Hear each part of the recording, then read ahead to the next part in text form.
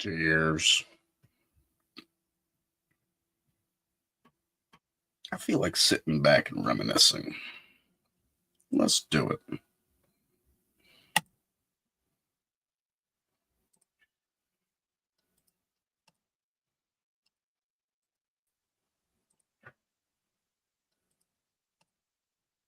Global Link has a collect call for you from Eric Brandt.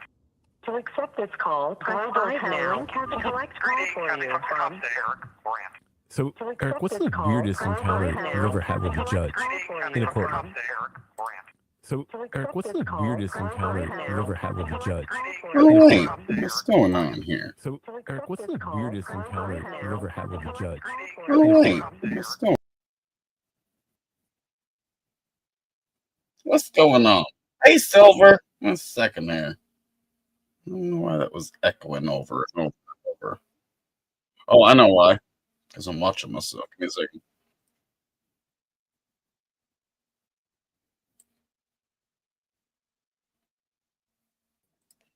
Hey, Silver. Hello. Hey, Sewer Dog. How you doing? There, I fixed it. What'd you fix? Oh, I was echoing. Oh. Yeah. So the Blue Jays didn't fare very well yesterday, did they? No, and that's what we wanted. That's what we wanted. You wanted to go to Game 7? Mm-hmm. Really? You gotta understand how many millions of dollars that puts in for an extra day of an event like that. You got 500,000 people around there, right? All spending at least $100. You know, bring it to the city. Bring it to the city. Cool. Yeah, I'd like to see somebody other than Americans win the World Series. You know, what was the last time they won? 92, 93. Oh, shit, really? Yeah. Well, I hope they win. I hope the Blue Jays win. Me too. I do. For all the Canadians out there, I hope the Blue Jays win. Yeah. What's up, Silver Dog?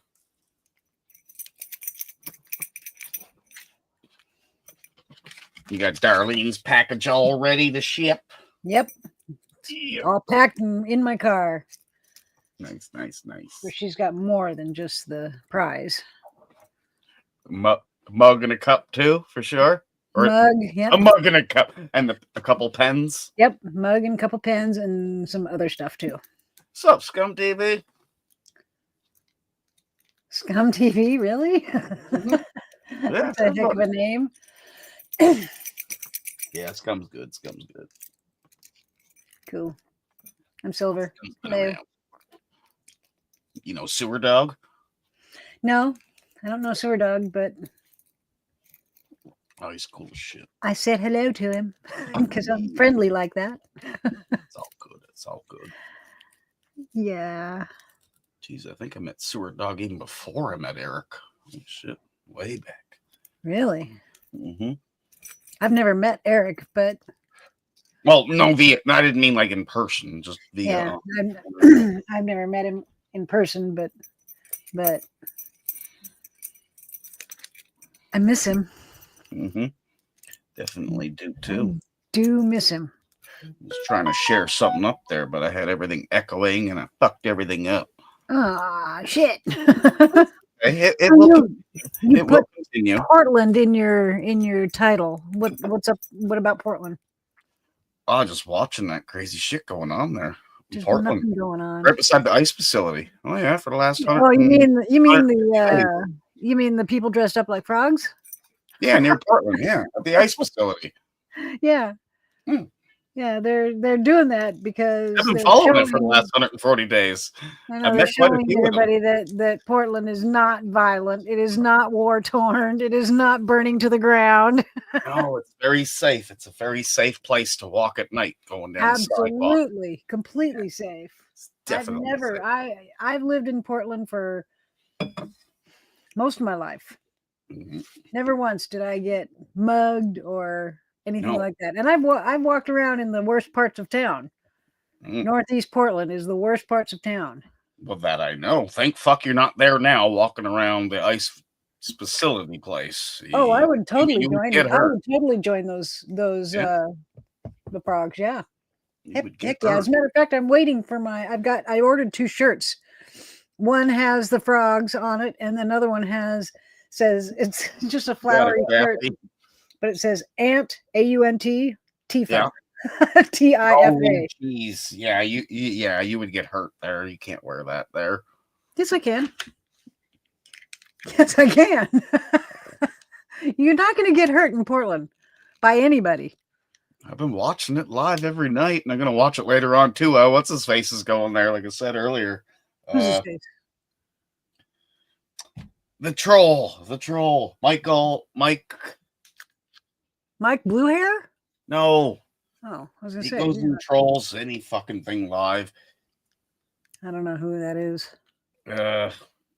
Professional douche or something like that. Oh, that guy. Yeah, I remember him. He's there. He's gonna release. Yeah, but he's not. There. He's not. See if he gets hurt. He's not anti us. He's anti nothing. He's just fucking around. He's anti-Trump, is what he's anti. No, he's fuck around people. What you doing, kitty?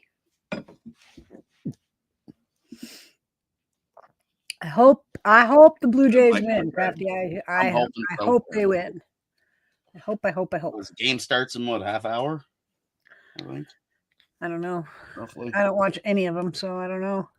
Me neither. I watch the highlights. It starts past my bedtime. Well, I get a notification on my phone, and it gives me the score throughout the day, throughout the game. Just keeps me up to date on the score. But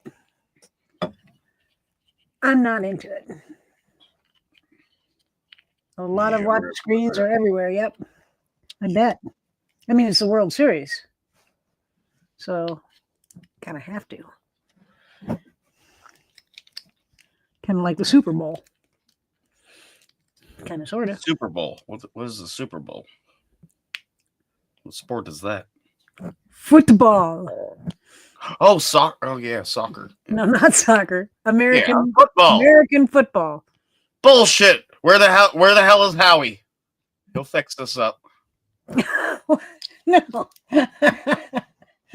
No. Football and soccer. Football is soccer here, but soccer over there is football. Oh, shit. And it's not football. It's football. Oh, man. That's everything complicated. F-U-T-B-O-L. Oh, that quick. Okay. 29 seconds? Oh, we switched. Oh, 29 minutes. Okay. That was torturing, Crafty. He had me all like fucking looking everywhere. What? Hawk? What are you doing? What is your deal? Oh, I know what to do. I went and I bought some padlocks for my sheds, and one of them doesn't fit. Well, that's no good. Doesn't fit at all. So I had to buy something else, buy a different type. And then I forgot to put something in the lock of my shed, my new shed. Yeah. And I woke up at 4:00 in the morning because the wind had the door bang, bang, bang. Oh, are you near you're not near that hurricane ripping through, are you? No. No. But we had high winds. We have high winds all the time during the winter. Mm-hmm. And it was kabang, kabang. I'm like, oh shit. So I went and I put a what do you call it? It's a stake. Yeah, a stake, exactly. A stake. Jam it into the ground. Yeah, well, no, I didn't jam it. I just put it in the like a lock, just to keep the doors closed. Otherwise, all my shit will go blowing all over the yard. Yeah, we don't want that, man. We don't want that, and everybody would start calling you the fucking crazy neighbor. Well, yeah, and all the shit that I've got in there, oh my God, that's worth some money. Mm-hmm. I mean, I've spent a lot on mystery boxes and for the stuff that's in them, and I'm Yes, giving I'm it all pretty away sure that to budget my went up. audience. Hi, Kyle. So what'd you do today, Jason? Who? Oh, I I know sat you here drank. since I You got drank. out of bed. And you drank. Drank a lot of coffee, Mm-hmm. and then I swapped it out to for beer. an alcoholic beverage. It So what time did you do that at? was roughly You're not 5:30 today. 5:30. Oh yes, I was gonna say you're still a little sober. It was Wow, not not 5:30. I know, sloppy. I know. We're not sloppy. It's only 4:30. What are you talking about? No, No. we're in Canada time. I He's know. Here. I live in on your a different future. timeline. You're not It's in my future. 4:34 actually. Yes. I'm in the best area. You know that. It's crazy over here. Did you check any of the protests down there, Crafty? Oh, why would I fucking do that? I know it'd be a total fucking waste of your time. I- It would have been comical. It would have been comical. There's protests going on in Canada. Oh Damn. yeah, For fucking what? you better Canada's start looking riot. up. You have no idea what's You coming don't want to down fuck this around in trail. Ontario right now. You want to What? fuck around and What do find Canadians out. have to protest? Oh, well, we got lots to protest. Like One is our licenses are changing. Did you read about that? No. In Ontario, our licenses will change. So we want to know who the fuck you are and where do you come from. And you're not a Canadian. Exactly what I said with Trudeau. A Canadian is a Canadian. It's not a fucking Canadian. Otherwise, you're going to push Watch out Crafty for them- Cat to the other Watch side. out for them truck drivers. Oh, no, I'm not talking about the truck drivers. Oh, yeah, them too. Yeah, yep. Watch out for the truck drivers because the truck drivers are the ones that are buying their licenses, and that's not very welcome. And then they got come them at the into local America and convenience they're doing the store. Now I same thing killed in 2 people, but America. I'm okay. I got my license. I killed 2 people. It's okay. I got sandals on. I know my job. I know my job. Excuse me. Excuse me, motherfuckers Silver next door. Diamond. Silver Yes. Diamond. Yes, yes. I don't care about shitting on your sidewalk, okay? That's who I am. Thank you. That's exactly what's going on over I here. didn't understand. It's You don't crazy. care about what? It's Oh, you that bad in shit. Canada. It's that We bad don't in care Canada. about you shitting on the sidewalk. It's okay. You treat it like India. You go shit on the sidewalk and it's all right. It's all They're right. local here now, so they're No, local. No, that's it's China. okay. That's not here. That No, happens in motherfucker. China It's going to all the happen time. in your house too, remember? Homeless.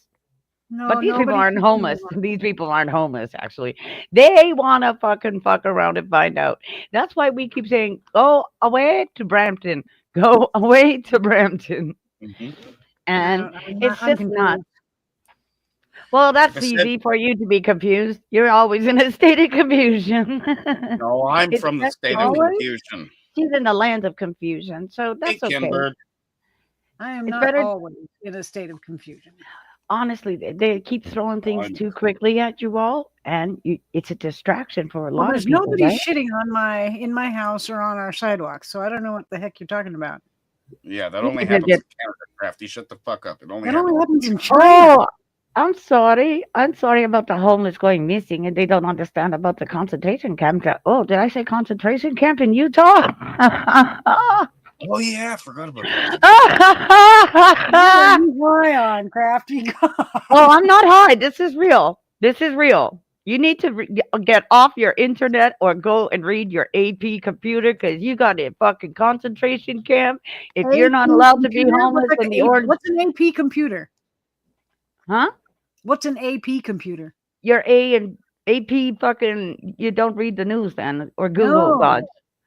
Okay, so you don't even know about this $1,800 new Google phone that's coming in? $1,800 fucking dollars. Jason, did you see that on the fucking I heard ship? that the Oh, I'm waiting for new Apple Elon's phone. Elon's heard phone's that- supposed to be really cheap. I heard that the new Apple phone, if it's built here Mm-mm. in America, it'll cost about $3,500. Well, yours is all meta centers No, down there. Elon's So taking over. I don't have any Apple products, so I'm not worried about it. Utah, this is the Google guy that owns Because- Google. He's got Android and Samsung. This is what's I coming have, out. I have Samsung. This fucking That's guy why- has 22 That is phones. why I bought a cell phone, so people can track me in case something tries Yes. to hurt me. Yes. Why They I need have to, a cell they're phone. gonna start giving these fucking things away. Like, we want to track you. Come, please, Cell phones please will take be- the phone. Please take Hey, the Rob, phone. here's bud. Holy crap. Don't take the phone. Don't take the phone. I love cell phones. I hate them. It I keeps me hate the safe. radiation. I hate the radiation that they give out. Cell phones keep you safe. You know what I should do? Go to square one and just Buy a hang cell out phone. and go. You'll be safe. No, I'm going to show you what they do. Look, they're in the Apple store. Look, they're in the Microsoft I got store. fucking two of Jesus, them, so so I can stupid. stay safe. Who has $1,800 for this shit? And you're I supposed to do. pay your. Yeah, well, you know what? I do too, but I'm not paying that for a stupid phone. Ew. I've never Well, paid over $1,000 for any of my phones. No, But they're better phones. You got to pay no, they're more for not. better No, phones. they're not. No, Yeah. they're How not. do you figure that? Great How? cameras. What about the camera? The camera's perfect on mine. What are you talking about? No, not as good as this one. What are you How do you talking know? about? I paid $1,500 for this phone. So that automatically makes it a I better don't camera. use it much, but yeah, it's got Just great because it cameras. costs more, it's got a better camera? No. Yeah. Yeah, mine has a better No. camera. It does. It's. I even bought a 32. $500 stick to put it on, A so what? I can record nothing. A stick to put it Yeah. on? Yeah, I got the M7. A monopod or a tripod or Oh, I got the Tripod? M7. The M7. I don't The even know what the M7, what's fuck that? that is. The M7. what's Oh, that? that's your daughter's. It's the most Stop it. expensive gimbal on the planet. Stop it, your daughter. That you got that for your daughter, and stop it. Stop it. You made an agreement with your daughter. No, she doesn't talk to me anymore. Well, I won't talk to you either because you're gonna be a bitch with the thing. The M7 is for his I daughter. love you so She, much. she wants it, and you're gonna be a bitch to it. She You're doesn't gonna talk to be me a bitch. anymore. Yeah, I wouldn't talk to you either if you took it downstairs. I'd be waiting for you to get drunk and fucking take it away from you. I'd be like, my daddy's on the internet. I see him right This is now. evil. You're such a fascist, crafty cat. I'm You're not a fascist. I'm all for You're a getting you fascist. drunk and taking the M7 away from you and not dealing with the fucking contract. You're a fascist. I think the kid is gonna win either way. Ha You won't even ha. sit here and have a proper conversation, you fascist. You're a Oh, fascist. how dare you? How dare you call me what? A fascist? Yeah, you're No. the fastest. I'm the fastest? Yeah. I'm like Usain Bolt. Yeah. Should I run to This Toronto? is not a fascist. Don't call her that. Fuck that. Oh my God. No, Ew. Crafty is the fastest. I'm not the Fascist, yes, but not fascist. She's the fastest motherfucker I ever met. fastest. Yeah, I'm quick sometimes. I really am. I'm quick with my fucking tongue too. So Hey, like Rob, even when Steve, you're how you doing? yeah, at least Noel's not here. Yay. Oh, thank God. Yes, talking not shit allowed here. about Thank Noelle? you. I don't No, understand. I said I I got don't her the other understand day. her. What is she trying to do? Well, look at what she Masturbate. was doing. Okay, listen. She has you the don't- right you to do. masturbate on Done. panel. I understand that. Silver. Me and him have also had our things with her. So I got her on freaking blast when I was So like, we got come a up. plan. When I came up the other day with you, I was like, yeah, keep going. And I rewound the screen so I could get her on blast. And she's Oh, wanting well, I don't- attention. she's not- I she's don't not like that allowed on attention. my- She's Why not do allowed you- on my channel. No. She's blocked. But what's wrong with masturbation live on panel? I think something like that Well, is I don't have a Um, problem with it, but obviously YouTube does. the thing is though, like look at what she's doing. I love you, man. She's gonna get herself in trouble. Yeah, Like she I is. said. She's gonna get herself It's- hurt. Is what she's gonna Yes. get. And She's just so gonna you get know, herself Robert, raped or my something. bird is better than your bird. Yeah, Take my your bird's bird better down. than your bird. Take your Take bird your down. fucking bird down. Apologize. Your bird Say is down. sorry. Say Shithawk. sorry. Shithawk. Shithawk. I Shit, grew Hawk. up in solidarity to a Eh, dude. It's a Listen. shithawk. It's a shithawk. Nasty. It's a I shithawk. grew up in solidarity to another blue bird. Oh, okay. Did you see the Say cuckoo sorry. bird over fucking Apologize to me. Say sorry. Sorry. Okay. That works. No, I'm a I duck. put it up there so it could be another bluebird supporting bluebird. All right. I love you. And the voices I rang want the with Jays to the win. I want the Blue air. Jays to win the World Series. Good. I do. That's good, Downey, too. Because you know what? I actually donate to Secret Pets. These guys. So that's why I'm saying, like, I actually donate, guys. Like To Silver what? Diamond does her thing. I donate money for um water, water life, I donate to channels and shit. First Nations, And I stuff donate like that. to animal rescues and I donate to a couple other things. I only I got my donate coin. silver for shipping purposes only. No, I got. Love you, I don't. Silver. I don't really come to Silver Diamond because I know that everybody jumps over there because they always want to come for her prizes. And And then my they get, prizes are awesome. and you know what? Then they get sapsucky because it's rigged, it's this, it's that, and the other, and it's so just It's not rigged. despicable. Look I at don't this care. pen. Stupid. Not rigged. Like if you wanted that bad, then email her for fuck's sakes, Ow. and don't cry because your name's not called. My name's not called Silver. Fuck you. I want the drone. Yeah, karma. I got lots of drones. I know, right? Like, come on. All they Silver, gotta do is keep coming in. you send me something. Okay. It's like today, Darlene McGee won. She has never won before, and she's been coming to my channel for a long time. Yeah, she followed me around everywhere when I left your panel. And the funny thing is, though, like I love everybody's Darlene. She's telling me, the rock. She's the rock. everybody says, "Why aren't you over at Silver Diamonds?" I'm like, "Cause you're all over there scooping up the prizes." And yeah, what if you didn't have the prizes? Would you still be there? Huh? Think about that. Think I about went that. over to one in The ones that are there Darlene's all modded up, and I'm like, regularly like, come Darlene's like, regardless. don't worry, I'll find out for you. Exactly, Silver. That's what I'm It's talking fun. about, though. You know what I mean? Like, oh, now you Personally, I don't care if you come just for the prize. I don't care. right. That's fine. It gives me more views. I love it when they cry. Silver, I didn't get to that. I didn't get the drone. When are you gonna do the drone so I can come over and then I'll put my name in the draw? I don't What? care. That's fine. do that. Notice It's the boys perfectly that okay. cry. The boys are crying, Silver. Yeah, That's the boys are the fine. ones that want the drones the worst. Mhm. But Get a yeah, license. I've got lots of drones, so I bet When are I you gonna could start fly a giving drone away pretty M7s, cool. Silver? I've You got like gotta 4 or start 5 giving of away those. M7s. No, wait a minute. What's an No. M7? Everybody's gimbling. Gimbaling?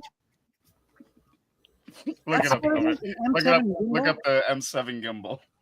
It's a digital heard of it. pad for drawing. It's a drawing thing, creative things, and that's the thing. She I did got a it for contract many with different- Dad. I got it for many different purposes, Silver. It's but- not for Funny him that- only.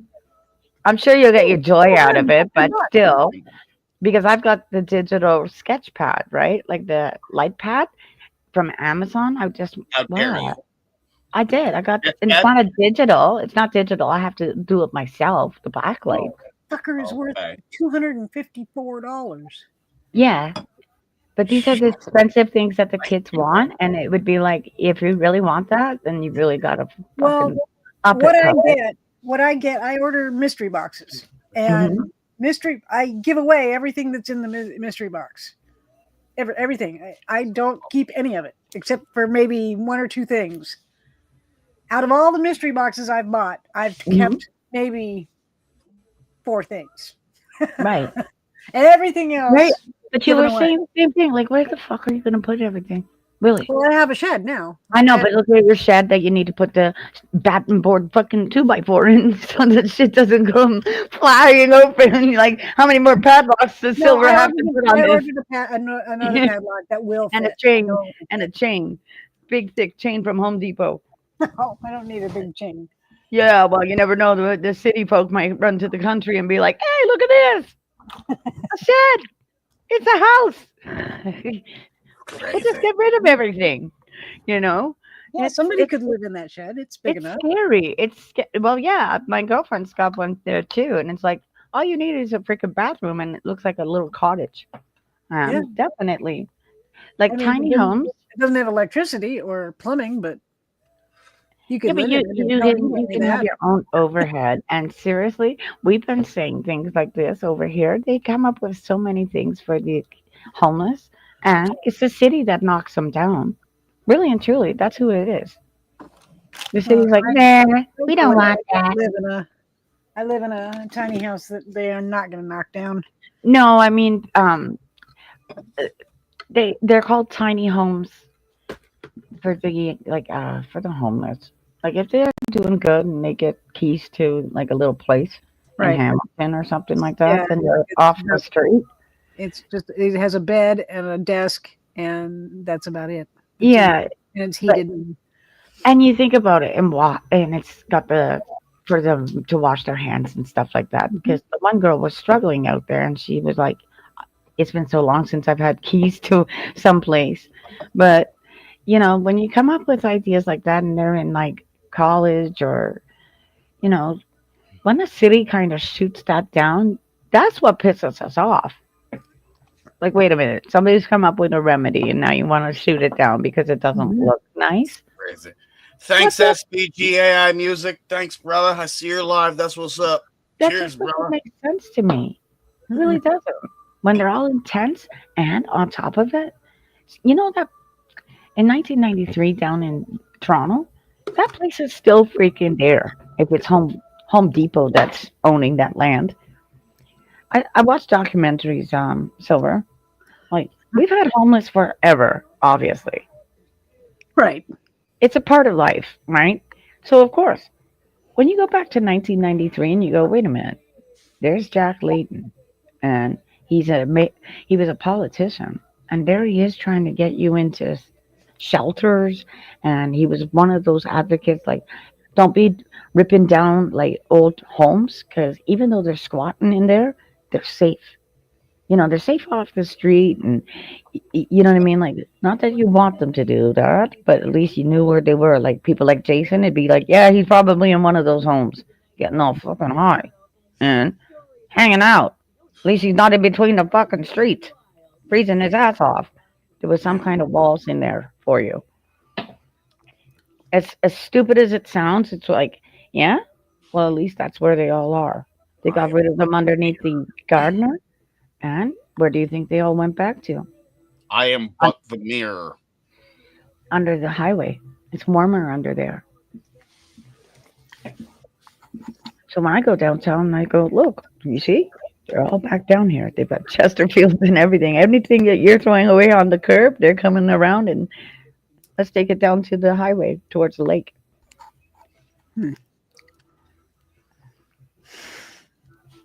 That's what I used to say. Like, I've been homeless. It's not fun. No, they don't want to be in the shelters. I don't blame them. It's more dangerous in the shelter, the motels. Like, when they're coming out of those places and they want to be on the street, people need to start asking why. Why? There's obviously more danger in the shelters.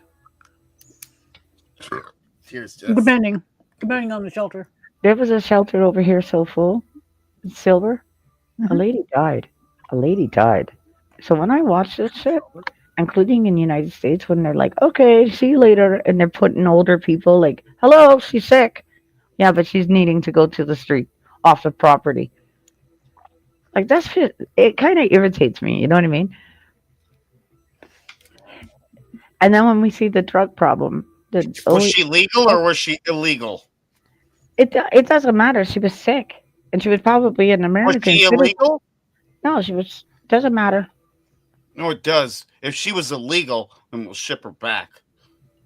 No, we won't. I will. This lady that I saw. I'll pay for her flight. I'll make sure she's safely. No. The lady that died, she was like from Haiti or something. Come on, man. I was born here in this nation. Oh, I understand that. I put my tax dollars in. I go to the hospital, I get a fucking middle finger. I don't have health care. They tell me to go fuck myself. But the illegals, they're fucking right in on that shit. That's, swear to God, it's stupid. It's fact. They're all liars. So it's going to get harder to lie. Think about that, Jason. When the Crazy. licenses are going to get, yeah, and you can't be paying for your licenses because they're going to get into those My last 2 nooks trips to and the crannies. hospital was about 10 to 12 hours of waiting. I said, fuck this. I can't wait. Look at Oh, You know Slowburner. what you do? You know, Oh, I heard that, Jason. I figured out how to get past that. Ambulance? You just start Done. dropping the F-bombs. No. You know what you do? Fuck! But- It hurts! God damn! Fuck! Fuck! But the fuck. kids They'll get need you in the in. back But quick. the kids come in crying and they're bleeding. How the fuck am I supposed to stop I've in seen front of it. them? I've seen it happen with the an Indian does it. Trust me, they do it best. They go in and they go and they go, I'm gonna puke, I'm gonna puke, I'm gonna puke, and you're like, what in the fuck is he doing? Because they'll just make a scene like, and they'll start putting their fingers down their throat like that, and you know everybody in the waiting room doesn't want to see And that's that. what pisses me off is when we harass them here in Prince Edward Island. I have They don't emetophobia. like when we phobia. harass them, but I'm I going have to continue to do emetophobia, it. so that would be a bad thing for me. And then people think that if you call an ambulance, you're going to get seen to quicker. It's such a false narrative. No, I just got wheeled into the waiting room, Mhm, and I just started dropping the F-bomb, right. and they got me in the back quick. That's in the United States. Over here, when they take you Yeah, back, we're polite. yeah, you got to go back there and you go, I've actually stood there and went, yo, excuse me, are you the head nurse? Yeah. What are we doing? Having a fucking conversation back here while the whole waiting room is waiting? Like, who is your fucking head nurse? And I want to speak to them like right now. Because when you're sitting there with your people and you're like, I have somebody sick, I have to take medicine. I have no idea how long you're going to fucking get your shit together. But hey, you're back here talking. That's what I mean, like with the nurses. When you catch them doing that, it's like, bitches. Pills are good. I remember the last time Slowburner was in there, it was 15 hours. Mm-hmm. I spent 3 weeks in the hospital. I told them, get right across the fucking street Yeah. and they'll give you a form. They'll give you a form like they did with my daughter. My daughter went into the Can't even get clinic. that now. Yeah, she went into the clinic and they gave a form. Get her over to the hospital right away because of her diabetes. She was in a diabetic coma, Silver. So, of course, in a case like that, they said, get over there right away. She needs to see the doctor. And they will give you a form, and that bypasses a lot today. If a doctor can do it, doctors have a little bit more leeway. Same with ours.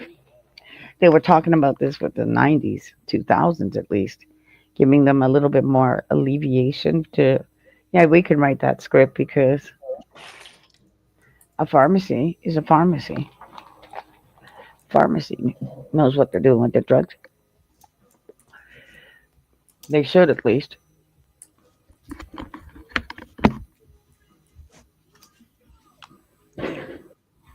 I fist it.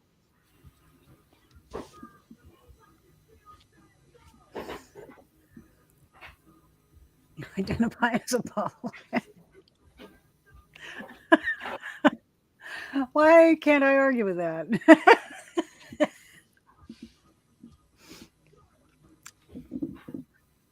Don't know. I just don't know. I am but the mirror. I am but the mirror. Whatever that means. I don't know what that means, Jason. It's I don't know what I want to complicated. know what that means. I am but the mirror. Sorry. But the mirror. Like Cassiopeia, the constellation. It's She's looking at complicated. him. It's very complicated. I see the moon. Mm-hmm. The moon. You can be a is moon. outside. You can be whatever you want. Clock. You can do whatever you want. 2 minutes. I am but the Hi, mirror. Jessica. Hello, darling. Hi, keeper. Hey, Keeper. You been keeping that list? I know you've been keeping that list. That's what's up. You've been That's keeping what's that up. list for 10 years. Yeah. And I am but the Whoa, meter. that's so crazy. You guys are just like totally buffering on me. That was hilarious. It's so funny when you Oh, guys fucking buffer pay for and your you got your internet. screen open. Stop And stealing your then it neighbor's goes like, Wi-Fi, Crafty. Stop stealing your neighbor's Wi-Fi. come and fix it. Come and fix it. I pay for Come my and fix it own. I now, promise troll. you I will. I do. I do. I pay for my own fucking internet. I hate the fucking I pray for your technology internet. world. I always pray for your internet. I have the fucking Sky Train. That stupid train. Silver, can you pray with me for Crafty's internet?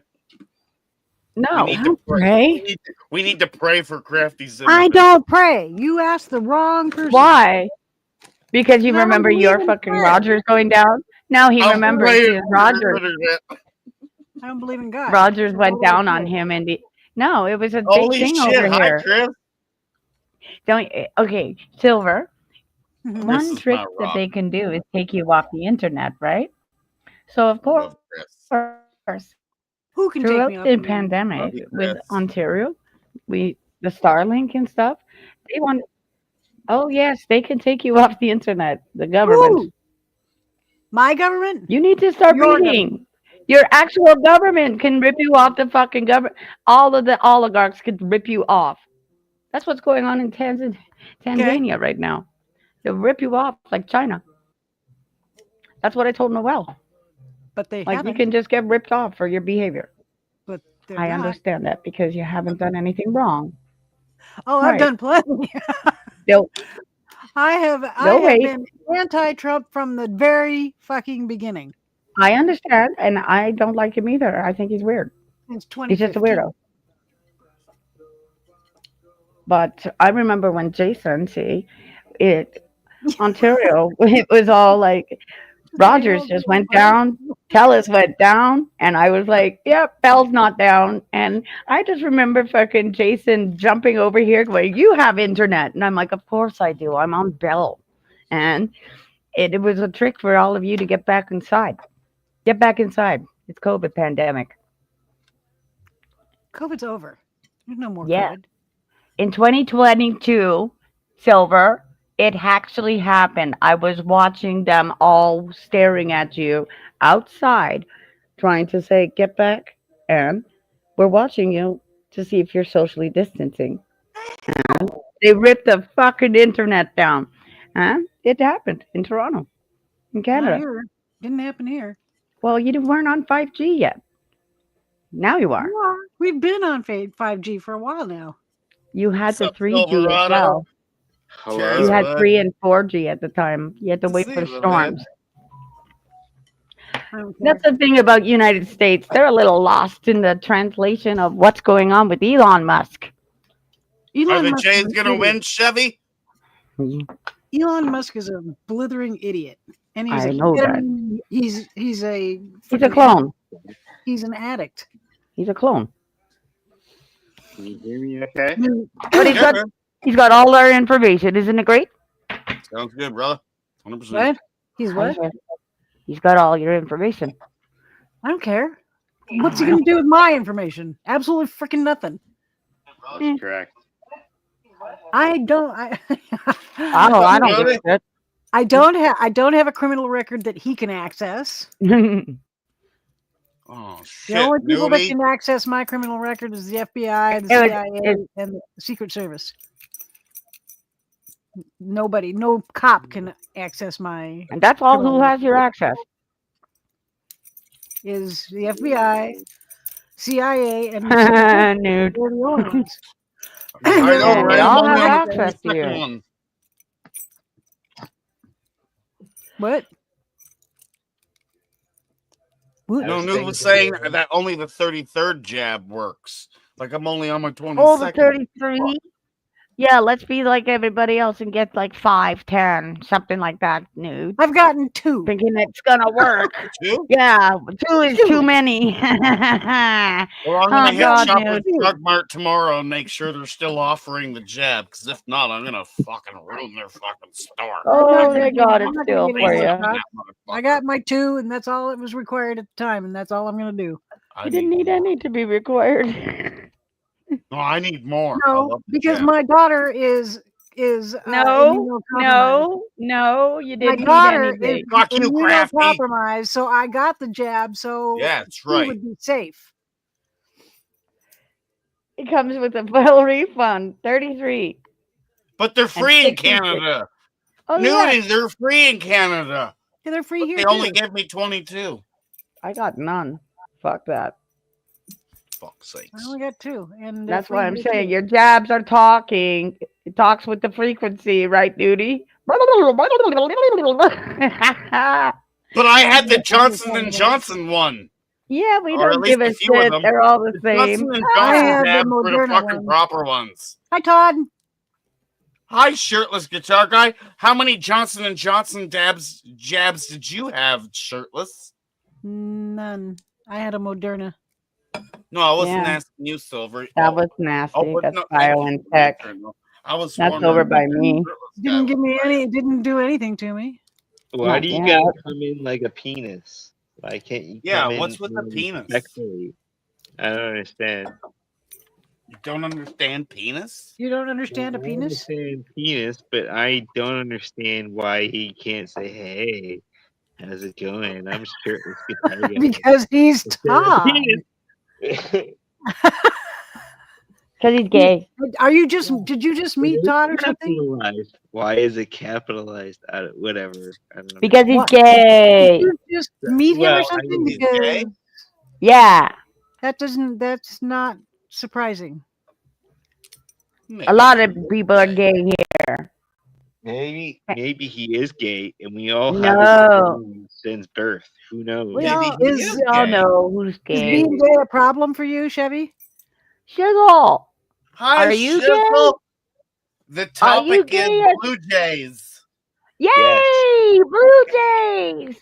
and her bird. I don't know what bird's going Oh, around there, but it looks like her bird wants to eat the It's little a blue shit jay. hawk. It's a shit hawk. It's a shit hawk. No, he's in solidarity with the Blue Jays. I'm telling Oh you. no, they're trying to be muffin jabs. That's what's going on. But now we're talking about the Blue Jays. Is there a No. sport going on? Yeah, Silver, Crafty, you talk to him. I can't. Talk to who? Chevy Chevy. Silverado. I don't know what he's telling me anymore. Oh. I don't know You can either. fix that. My name is Chris, but okay. Chris? Okay. Oh, hi, Chris. Hi. My name is Silver. That's my real name. She's from the United States of America. I am. Oh, Satan. I can't see it. I can I gotta I- pee. For fuck's sake. If I you're just gonna wanna yell porn that bomb part. me, make Better? sure it's you. Is that better? Well, Jason, it's me. Is that better? Yeah. Yeah, that's that's good. what's up. Okay. I love your sisters. Oh my goodness. You What are sister? tolerate. I love your sisters. What sisters? What do we pretend? No, You I guru? tolerate him, Jason. I No, love I, it. no, I was talking to Nude Guru in the chat. He says the United Oh, States of I Pretendia. understand. What does Oh that yes, mean? yes. You're pretendians. Ah, What's the Pretendian? it's I don't know. It's supposed to be the dead presidents of United States of America. No, Remember he that said band? the United States of Pretendia. So what is Pretendia? Pretendia. What is that? It's like the Arctica. It doesn't exist. Like Canada, it doesn't exist. Huh. Okay. Canada I'm is not. confused. It's Canada, didn't- right? He didn't even answer my question.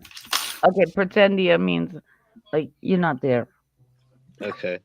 We're playing pretend. Pretty sure Okay. I'm here. I'm pretty sure know I'm that. here and I'm in the I know United you're States. Whereabouts are you in the United States? I'm in Boat? Oregon. I'm in Oregon. Okay. Pretend America. Pretend America. Oh, is that what it is? Thank you, Oh, yeah. kindness. Is Pretend that the Canada? Is that Canada? That Pretend America? Pretendians. You're all fucking pretendians. Get off this goddamn land. You're all actually Nazi Jews. You're Europeans. Go away. I wish the fucking natives did kill you for real. Oh, shit. Let's start this shit all over again. Oh, my Oh, hemorrhoids are doing better now. They're not bleeding as much. Good. You had hemorrhoids? Mm-hmm. How did you get hemorrhoids? Oh. Let's Are see. you and Jen doing butt stuff now?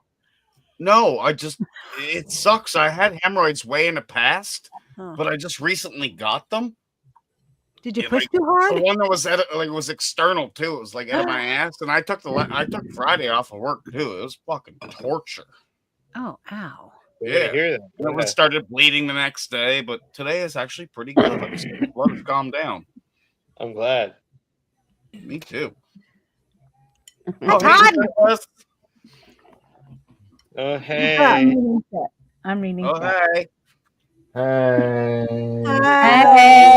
Hey, you want to get hey, hey, Friend. you want me to take you down a friend, milk, The bread.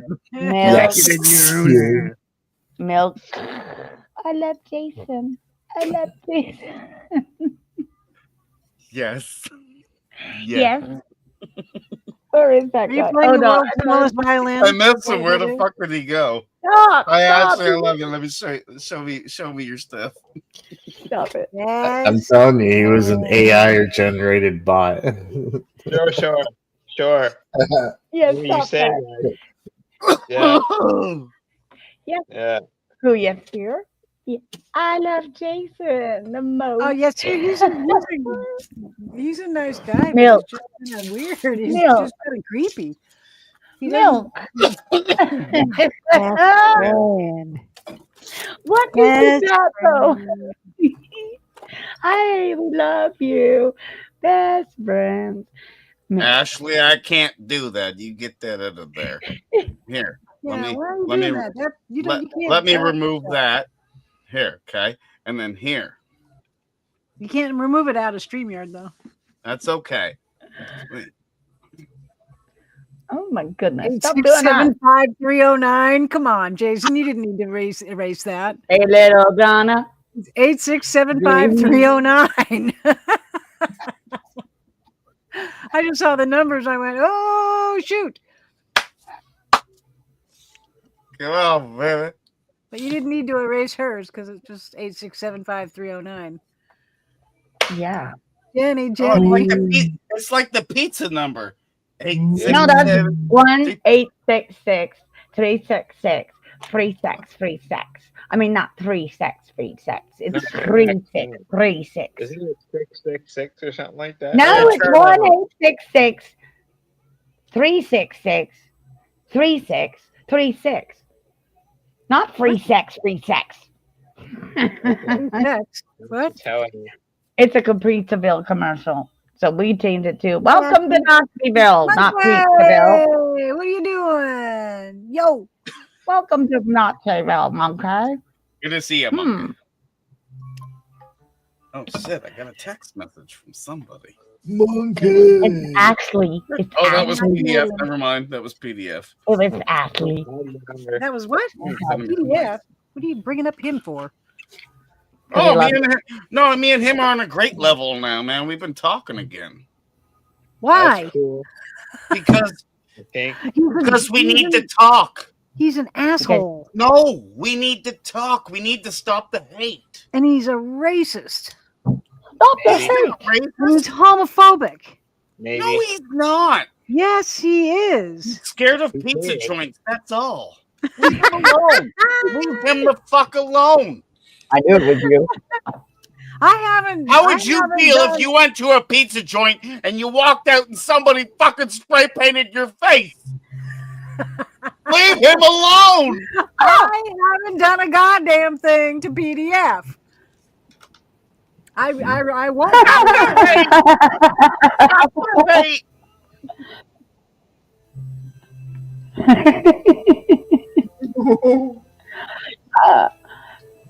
Ah, It's okay, Ashley. You can sleep with me in 4 hours. We'll sleep. I don't care how many hours. no.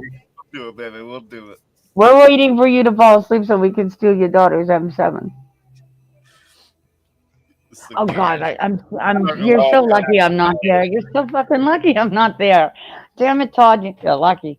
I'm here We on the snuggle up mainland. and cuddle up. What? That wasn't doing nothing. He was just sitting there. I don't want to be involved in anybody's sleep habits.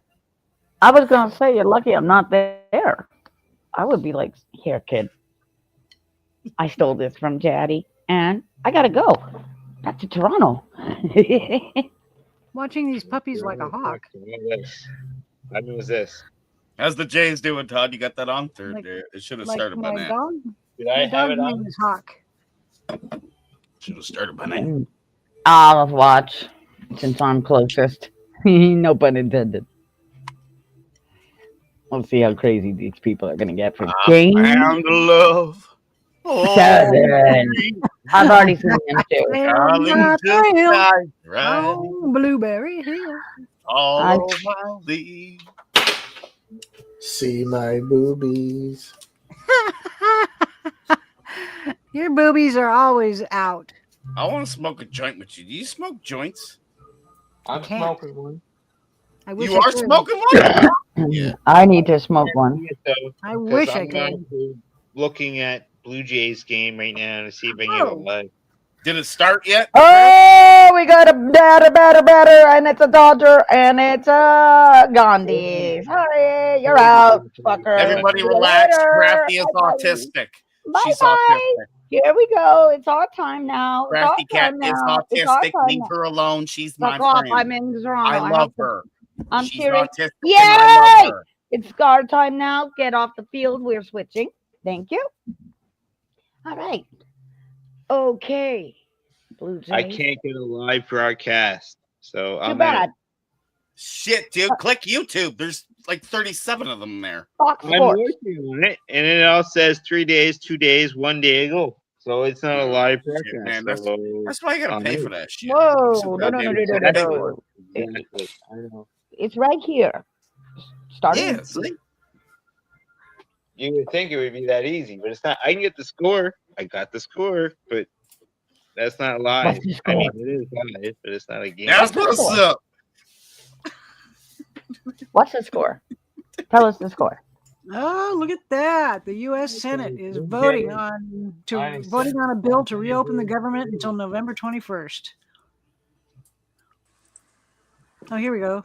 Oh, sorry. No hamsters allowed. Last time I Oh. seen a hamster on a goddamn panel. Shit, that sucked.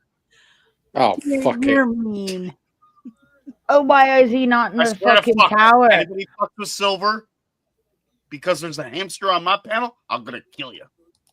Howie. You ain't No gonna come hamsters out. in here. Hi, Canadian. Hi, Crafty. You won't do a damn thing to me because Oh, you love Silver. me too much. That's what I said. If anybody fucks around with your channel because there was a hamster here, Wait. I have a Howie question. The What's hamster. the wing that I see? love The you, Allie. wing. I see It's a an wing. eagle. Ah, golden Oh, eagle. wow. Eagles are okay, or hawks, That's or one like over by me. birds are okay. Oh, you must come to my house then. Oh, 'cause Chris, we have the that's golden Howie. eagle. He lives in the United Kingdom. We know. It's He's one of them. amazing. He You sent me belong great over photos here on the all river. time. He's my Oh. rock. What you got there? I'll say that is all made out of tin, all handmade. Oh, It's is not it? It looks like a golden eagle. I'm a tin whacker. Uh, Yeah, I make ductwork. I don't make birds, though. I'm sorry. he made Tin Man. Yes, I did. He did. I see. My pictures. grandmother had Charlie. Now, nobody fucked with Charlie because, hello, he was like a knight. You didn't want to touch him. He was sharp. He was a bronze. He was That's one of my bronze favorite movies. statue. Charlie. Yeah, Mo, that's what I love Charlie is like a ghost. I love Were you Charlie. hunting me down, Howie? Do what? Were you hunting me down? No. What Because would I haven't do? been on Jason's in a long time, and all of a sudden you show up. Bull crap. He was clicking through. He's seen who's live. He's like, oh shit, Jason's live. And then he did see you there. He's like, well, why the fuck wouldn't I join? Did I say that right, Howie? Did I say that right, Howie? Wait a minute, Howie. Wait a minute, Howie. You're supposed to be telling her what to do. Excuse me? Nobody tells me what to do. Yes. Oh, yeah. Oh. Hey, up. You be making me a sandwich. No. Howie gets to say what goes on. Howie, no. Go on. Tell her. No. Howie does not get to say what I do or say or feel or think. You rule. Women do over there. Nope. You're in the country that rules. No, I've known Silver now for not long as me. Go cook me a sandwich, Howie. About 10 or 11 years. Yeah. Cheers. Because I knew you on furries before I ever had Hawk. Yes. And he's 11 years old. He'll be 12 or he'll be 11 in December. So yeah. And we still support furry. Everybody support furry. I want to talk to you later. Furry needs to get shot again.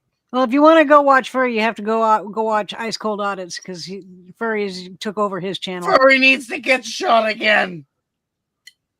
Okay. Yeah, cheers. Yeah, cheers. He needs to get ricocheted again. You see, if it was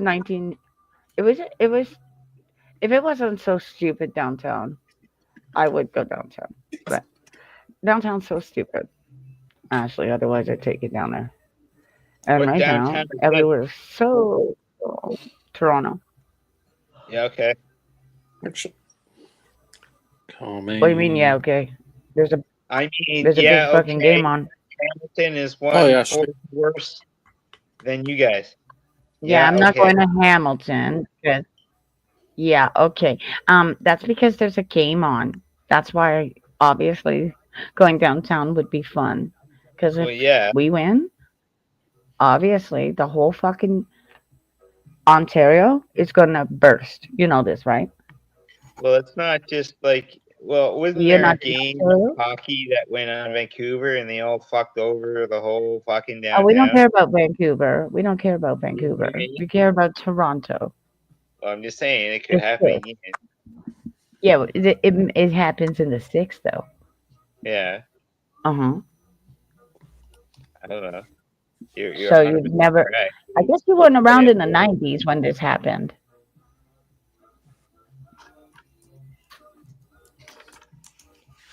Jason? Maybe he doesn't understand what happened in the 90s. Or last week when they won? How they take to the street.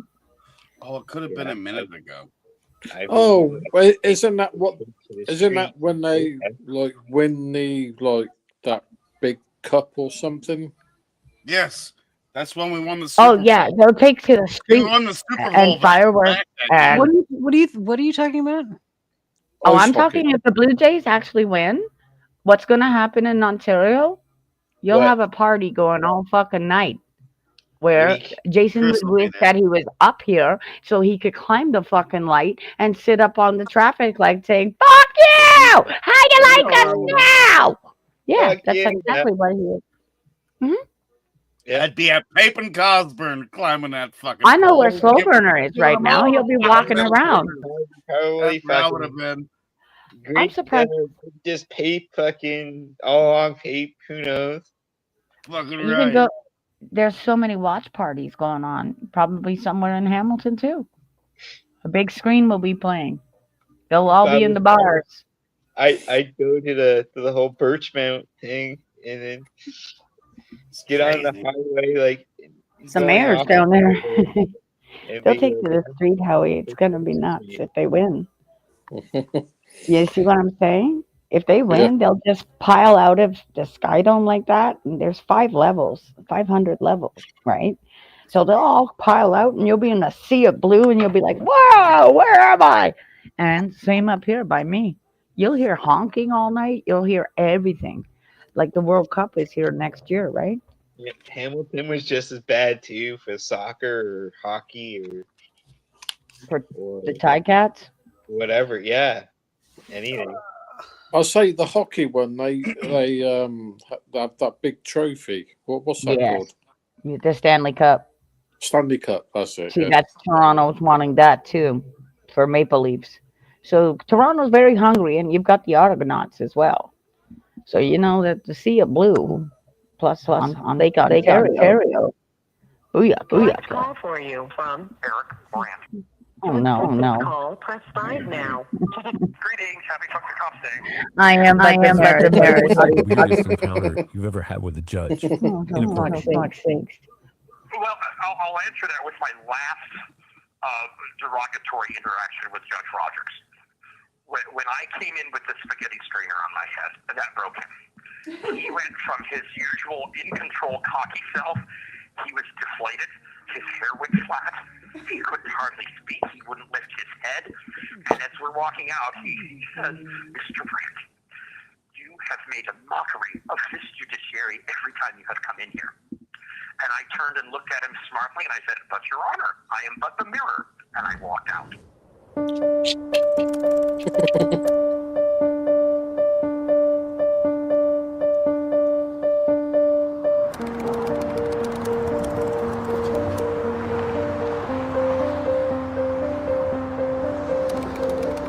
I'm here with Eric Patrick Brandt.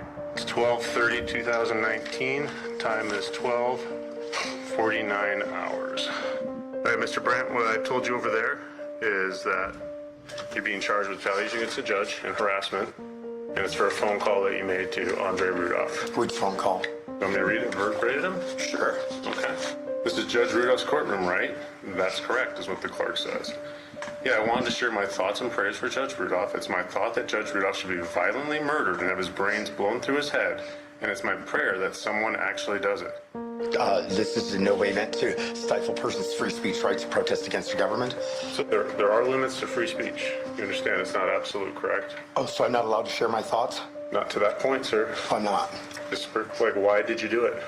In what universe do you think it's a crime to share one's thoughts and prayers?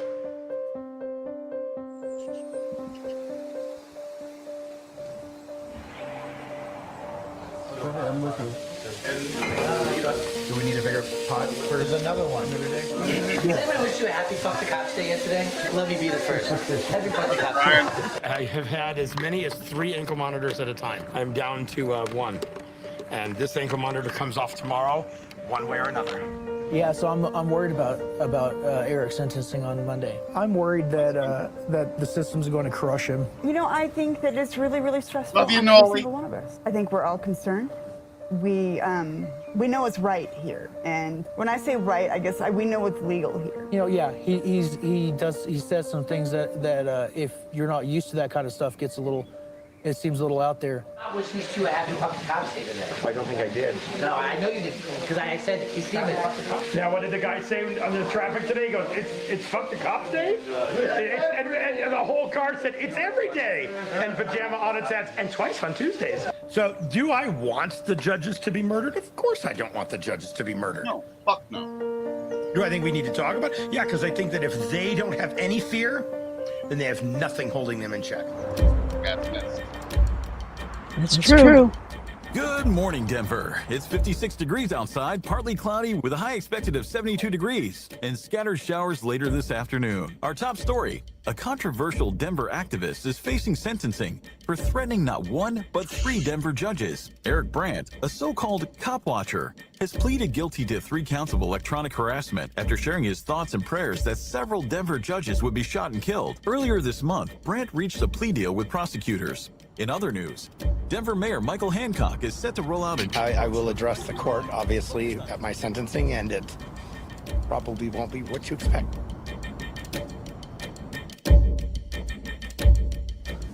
We have a man who has some mental health issues, a man who doesn't think and feel like everyone else, a man who committed himself to the armed service for the benefit of other citizens. If you're on the WebEx, please behave, hold the decorum of the court. We're not here wearing fuck cops gear and all that nasty shit. We just had Judge Randolph give his statement about what it was like hearing those thoughts and prayers. I'm not wise enough to know whether the sentence that I impose today is going to change Mr. Brandt's behavior or not. Here's what he did in this case. He told Judge Rudolph's staff It is my thought that Judge Rudolph should be violently murdered and have his brains splattered on the faces of his children. I want to know who in the world thinks that that's okay. Mr. Brandt, on each of these 3 counts, you're sentenced to 4 years in the Department of Corrections, plus a mandatory 2-year parole period. These sentences will run consecutive to one another. So this is miscarriage of justice, because if somebody would say to me, it would have been dismissed. When you heard that Eric Brandt was going to receive 12 years, how did you feel? Extremely upset.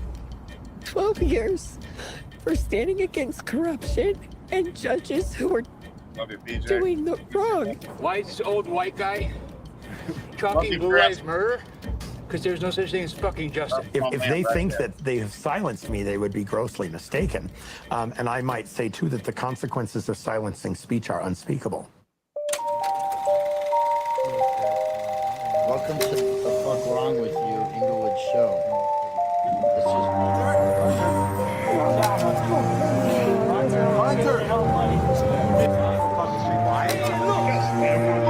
Because I'm promoting something that's illegal. What am I promoting?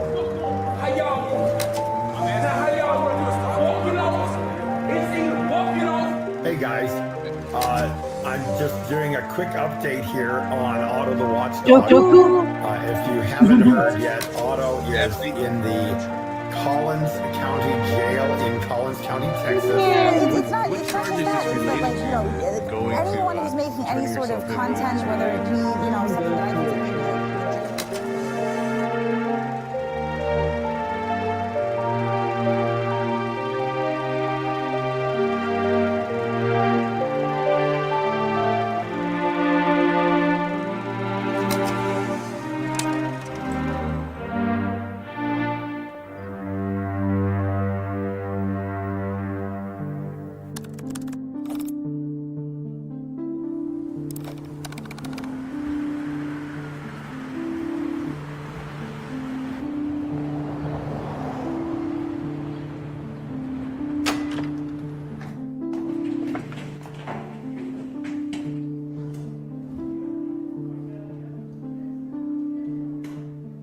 Well, I never imagined that I would be a reporter.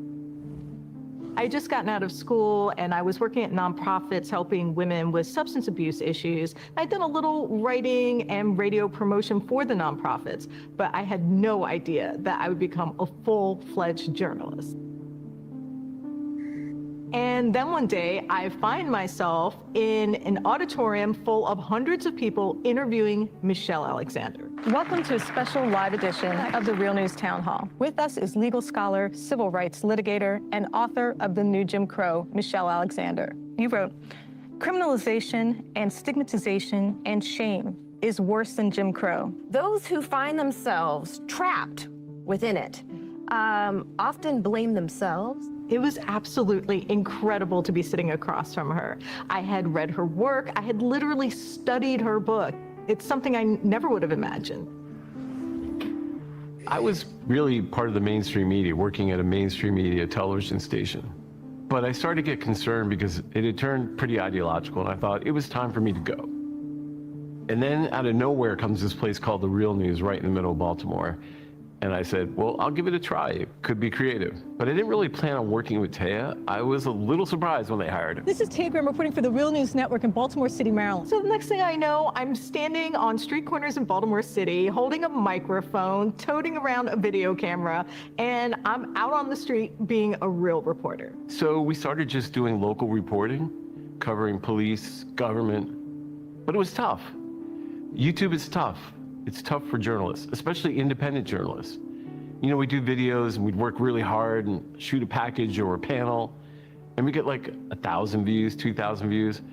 And I just felt like this wasn't gonna work. This is not sustainable. I mean, I would pour my heart into a piece and it would get a couple thousand views. With an audience this small, we'll be out of business pretty soon. So we got this idea that we need to focus on what we did best, on what we knew best. So one thing about Baltimore City is that policing is everywhere. You're probably familiar with the death of Freddie Gray in police custody in 2015, or you might know that my city is under consent decree for racist and unconstitutional policing. We had to pick what we knew and make it something special. So when Stephen said he wanted to do a show called the Police Accountability Report, I thought it really made sense. An idea that came up at the same time. I'd been teaching journalism at a local university, and I was trying to teach the next generation of journalists to survive. I came up with this idea of subject matter expertise, like do a show or report on what you know the best.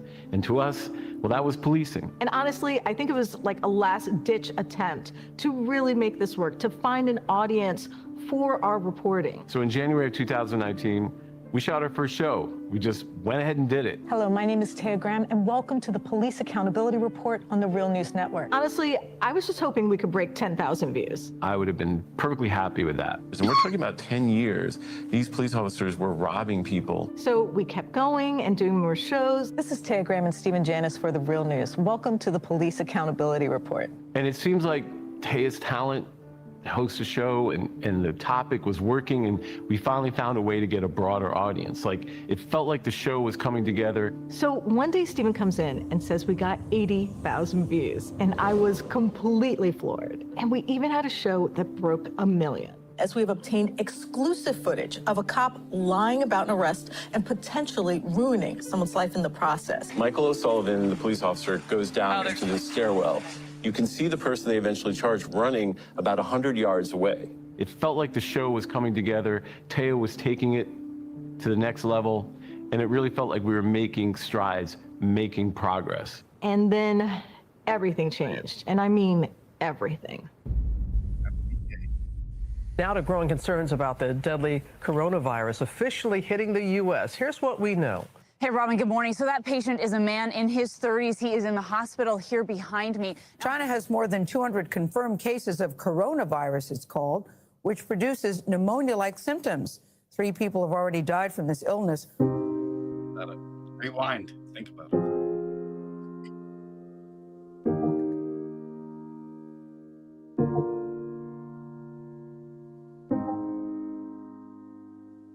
They shut down the office, they shut down the studio, they just shut it all down. And I felt isolated and honestly lonely. I mean, on the one hand, we were lucky. We were able to work from home, which many people weren't during the pandemic. But that's just not how reporters work. We like to be out there. We like to be among the people doing stories. So it was horrible.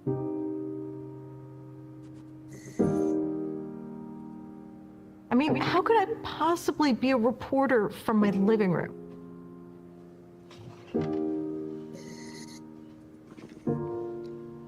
So we had to, it was like we had to start all over again, start from scratch. We had to recreate the show in our house. But we knew we didn't have a choice, that we had to keep going.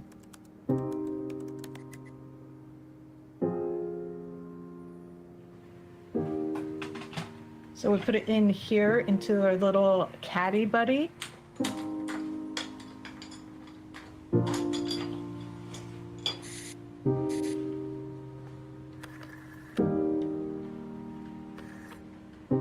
Hello, my name is Taya Graham, and welcome to the Police Accountability Report. As I always make clear, this show has a single purpose: holding the politically powerful institution of policing accountable. But how does that work, and why do we do it week after week? Well, I think in the wake of the coronavirus pandemic, it should be clear. And because it was so cramped, Stephen literally couldn't be in the same room, so we had to put him outside. I couldn't fit next to Taya downstairs like we used to in the studio, but we had these things in TV called a look live. Porter would just stand outside, didn't matter where it was, just so they looked live. Taya, thank you so much for having me. I'll be honest, I felt a little weird and a little absurd, but it's either stand outside or not be part of the show. 1, 2, 3, 1, 2, 3. Well, it took me a while to track down, but I finally tracked down the FBI agent who was in charge of this investigation and got a hold of these documents. And at first, the videos weren't doing very well again. As I've said before and will say again, the point of this show is to hold the police accountable. It just didn't feel right, and I just hadn't gotten the right mix. It just wasn't working out initially. But at the same time, I kept hearing from this woman, Noli D. We kept on talking to each other in the chat and even started texting offline. And she told me I had to interview these people called cop watchers. You're the supervisor? Thank you. Were you making sure they were doing their job? What's up, Regan? Yeah, we've been watching you guys sitting over here talk. At least it wasn't that long. That was only like 15 minutes of wasted time, right? But these people have been told that they've got it in their head that they literally have a right. They have the authority to just arbitrarily control everyone around them. Hey, what's up, everybody? It's James Freeman. You doing all right over here? What department are you with? You got ID on you? Sure do. Can I see it, please? And I was even disturbed by the fact that this cop let me do it. Like, most of the people in the comments are like, man, this is the nicest cop ever. No human should tolerate that from another human. It's wrong. A lot of different departments and areas. Right. In a 24-hour period across the globe, I'd say there's about 800 people filming the police and either going live and doing it or posting their videos later. Excuse me, sir. Can you tell me where the thermostat is? Hey, y'all, this live stream about to be over. My battery is about to die, yo. When it came to cop watching, I knew a little, for example, about the Black Panthers monitoring police in the 70s. The very first cop watchers were the Black Panthers. Let's be clear. They were at traffic stop writing notes down and stuff. They didn't have cameras, but they were watching, they were documenting. And in the 90s, there was an LAPD officer, Diop Kamau, and he left the department after witnessing corruption and then dedicated himself to hundreds of sting operations to capture officers violating rights on camera. But what Noli D was describing seemed like something different. For those of you who do not know, a congregation of adult pigs is called a sounder. Most of them stand back and they record. And if they see them violating someone's rights, that's when they will speak up. How many pigs does it take to talk to one unarmed homeless man? What I noticed is that they weren't necessarily always filming extreme events. They were sort of just documenting cops as a matter of routine. And even in some cases, I would have to say, provoking them. Yeah, I don't want two guys with guns coming up on me. I hear a lot of people make the argument that the cool, calm demeanor is the right way to go. You catch more flies with honey type of thing. And then you have some of the really volatile auditors that start off with vulgarities immediately. You better get your partner. Yeah, you don't know who you're dealing with. My view on that is I kind of think that law enforcement needs to be exposed to both. Is that thing in your ear causing you not to hear me? Who do you work for? I don't have to speak to you, I'm sorry. You work for the people. I'm trying to Let's speak get with that them straight. This is part of the call. When Taya first came to me with this idea of like, we're going to cover these people called cop watchers, I was like, what? And I watched a couple videos and I was like, no. This is not, no, thank you. Stephen was not sold on this at the beginning. Yeah, I was skeptical at first, to be honest. I was struggling with how to cover it because it's like, we cover cops, you're covering cops, we're covering people covering cops. It was weird. So I finally convinced Stephen to look at this video of a man who got arrested for filming the police. Unless I'm doing something illegal, you can't tell me to leave state property. Are you detaining me right now? Yes.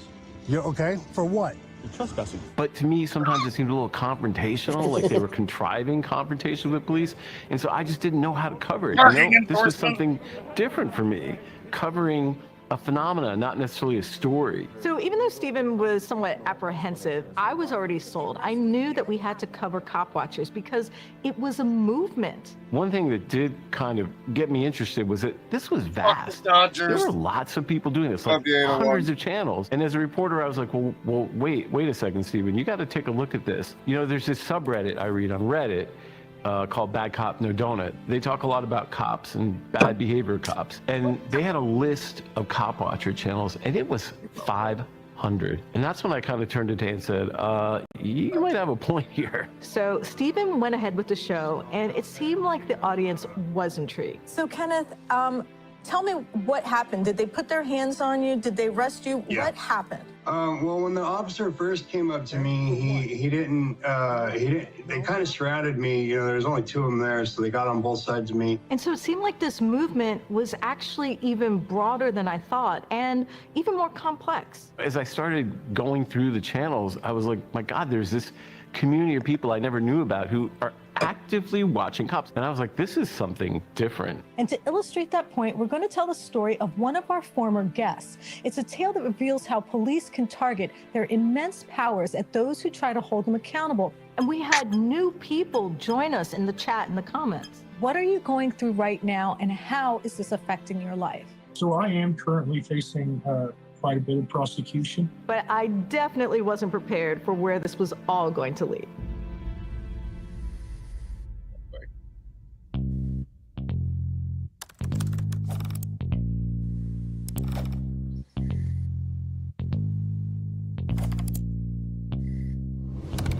Right now. How y'all coming? Today, since the Rodney King beating, the incident right here with Christopher Bailey, you know, the sheriff. My name is Winston Knowles. A lot of people know me by Otto.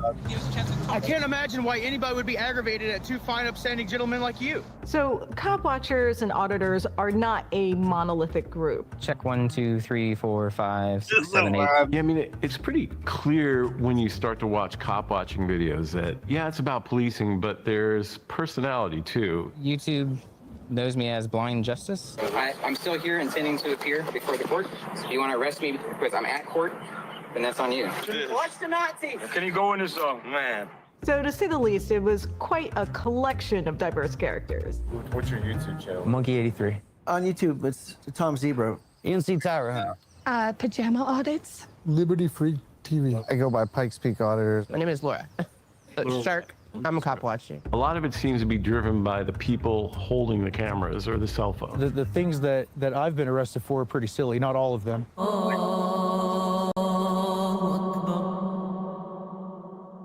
Anybody you see. Some are very passive and simply film the police. Joe Cool, yeah, I'm a YouTuber. I guess you're gonna need something like that. So you're gonna ask me questions, I should give you a full answer. Others are rather provocative and use profanity. Oh, now you know who I am? Yeah, so you're still gonna write that ticket? You're gonna go on your fucking way.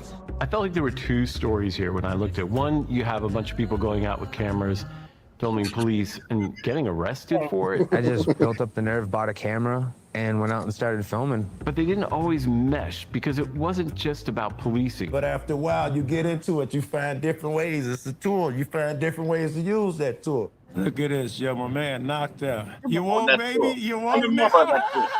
All you have to do is look at the variety of videos. Some people would watch cops, other people would audit post offices. As I was saying, this is the Lead Yard Post Office. Do you have, ma'am, a poster 7? Some would just spend the entire day outside of a police station filming the parking lot. What are you working on right now? Are you working on something? Where have you been today? Or have you been out and about a little bit? Why were they focused on policing?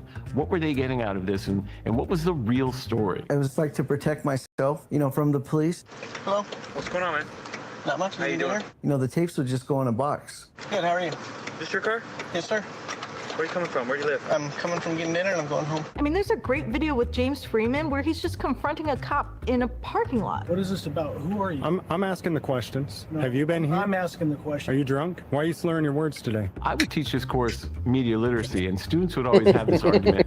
The media makes me do this, the media makes me behave that way or this way, and I would say, well, how? If the medium is the message, and it doesn't matter what we say on TV, why are we all here tonight? And the one person who had to answer was Marshall McLuhan. I said that the effect of TV, the message of TV, is quite independent of the program. There is a huge technology involved in TV which surrounds you physically.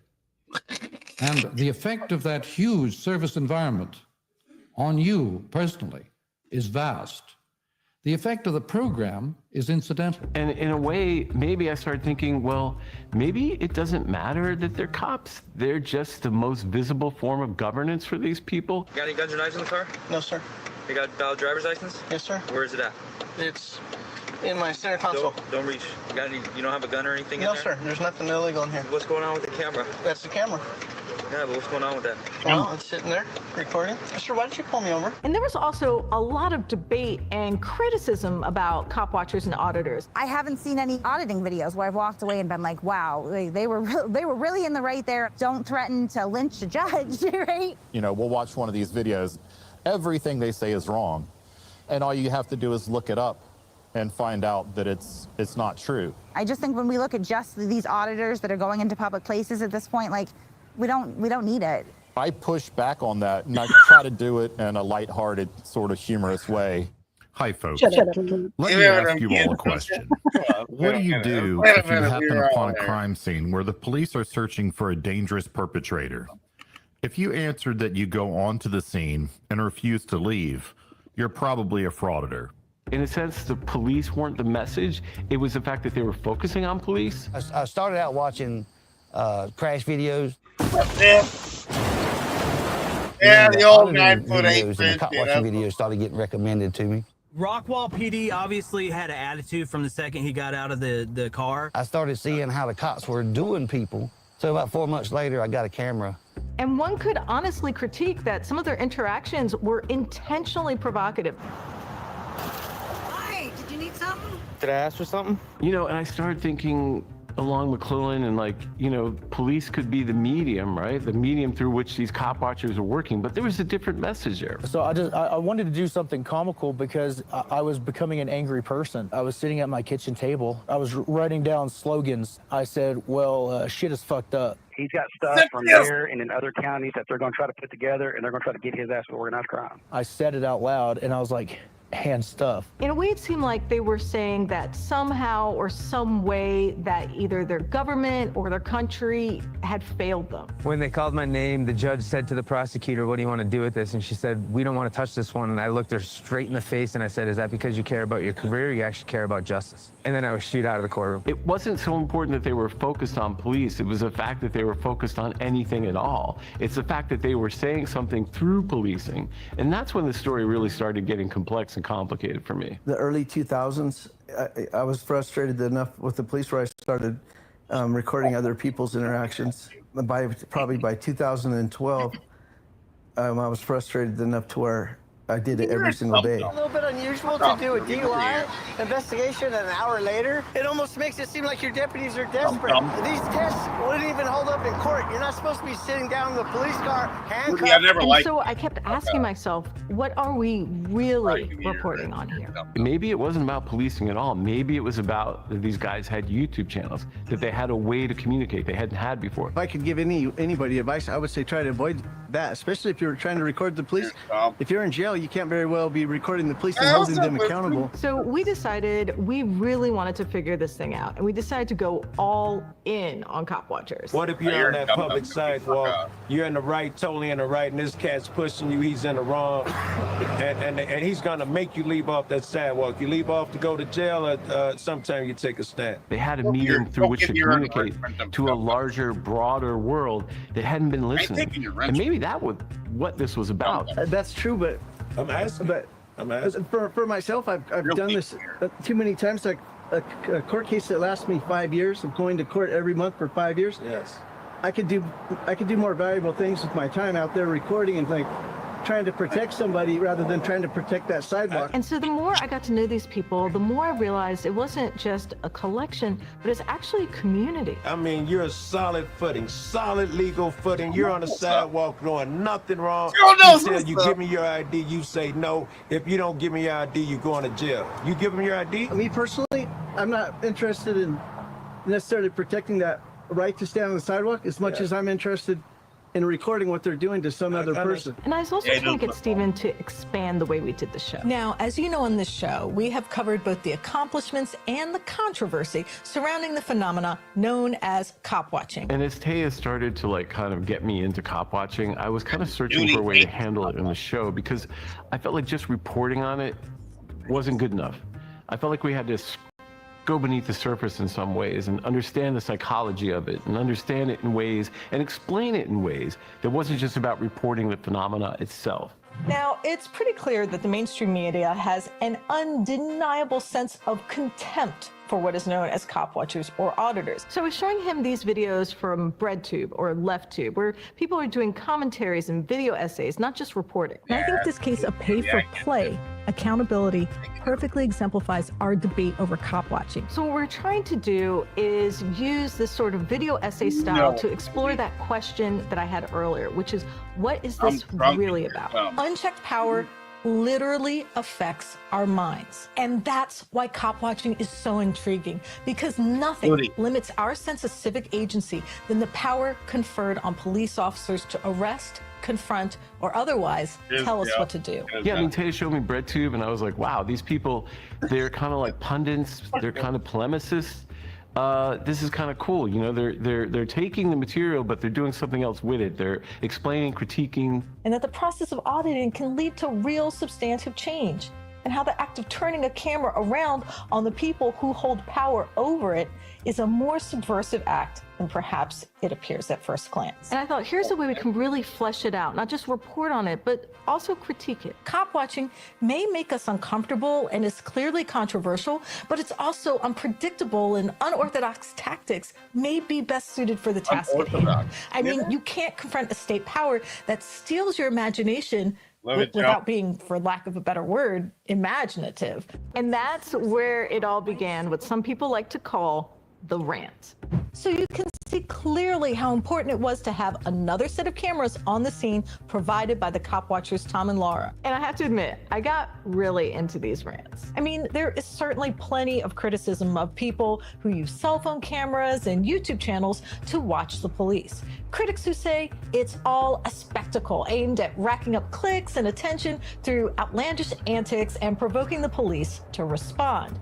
But we take a different view, in part because we, unlike the mainstream media, pay attention to the nuances of cop watching that perhaps those same media elites ignore. But another important piece of the puzzle our corporate overlords miss is even more revealing, something people who dwell in the corridors of power and wealth can't even understand, a key facet of cop watching that, honestly, I'm not surprised they miss. So we would talk about these ideas and Stephen would write them up and then I would just go for it. It's entirely organic. It's grassroots in the most authentic sense. What I mean is cop watchers didn't start filming the police because some billionaire decided to fund them. They don't point their cameras at cops night in and night out like the OG cop watcher Tom Zebra to earn fame and fortune. No, this is pretty much volunteer work whose impetus originates elsewhere. A sense of dedication and desire to perhaps comment on the state of our country today that isn't as simple or straightforward as it seems. Maybe a yearning to participate and enlighten, or even the impulse to act like an idiot as a broader commentary on how idiotic our country can be. It is, in a nutshell, an entirely authentic form of dissent. Chaotic, yes. Offensive, sometimes. Even painful to watch, absolutely. But fake? I don't think so. I can't fake this shit. Hello, everyone. This is Taya Graham. I'm your host for the Police Accountability Report here at the Real News Network. Now, before we get to today's episode, we want to give viewers a brief disclaimer. In this episode, we cover a controversial figure, Eric Brandt. As we also note in this episode, Brandt has faced legal charges for his tactics and behavior. This includes felony charges that were filed against Brandt for making violent and graphic threats against a Denver judge over the phone and on YouTube, according to court records. I want to be clear. The point of the following episode of the PAR is not to obscure or minimize these serious charges against Brandt. We fully acknowledge the severity of these charges. But as we will explain in the episode, the point of our coverage is to examine how Brandt himself, his activism, the legal charges against him, and the legal victories he has secured in court fit into a larger grassroots effort to hold police accountable in the United States.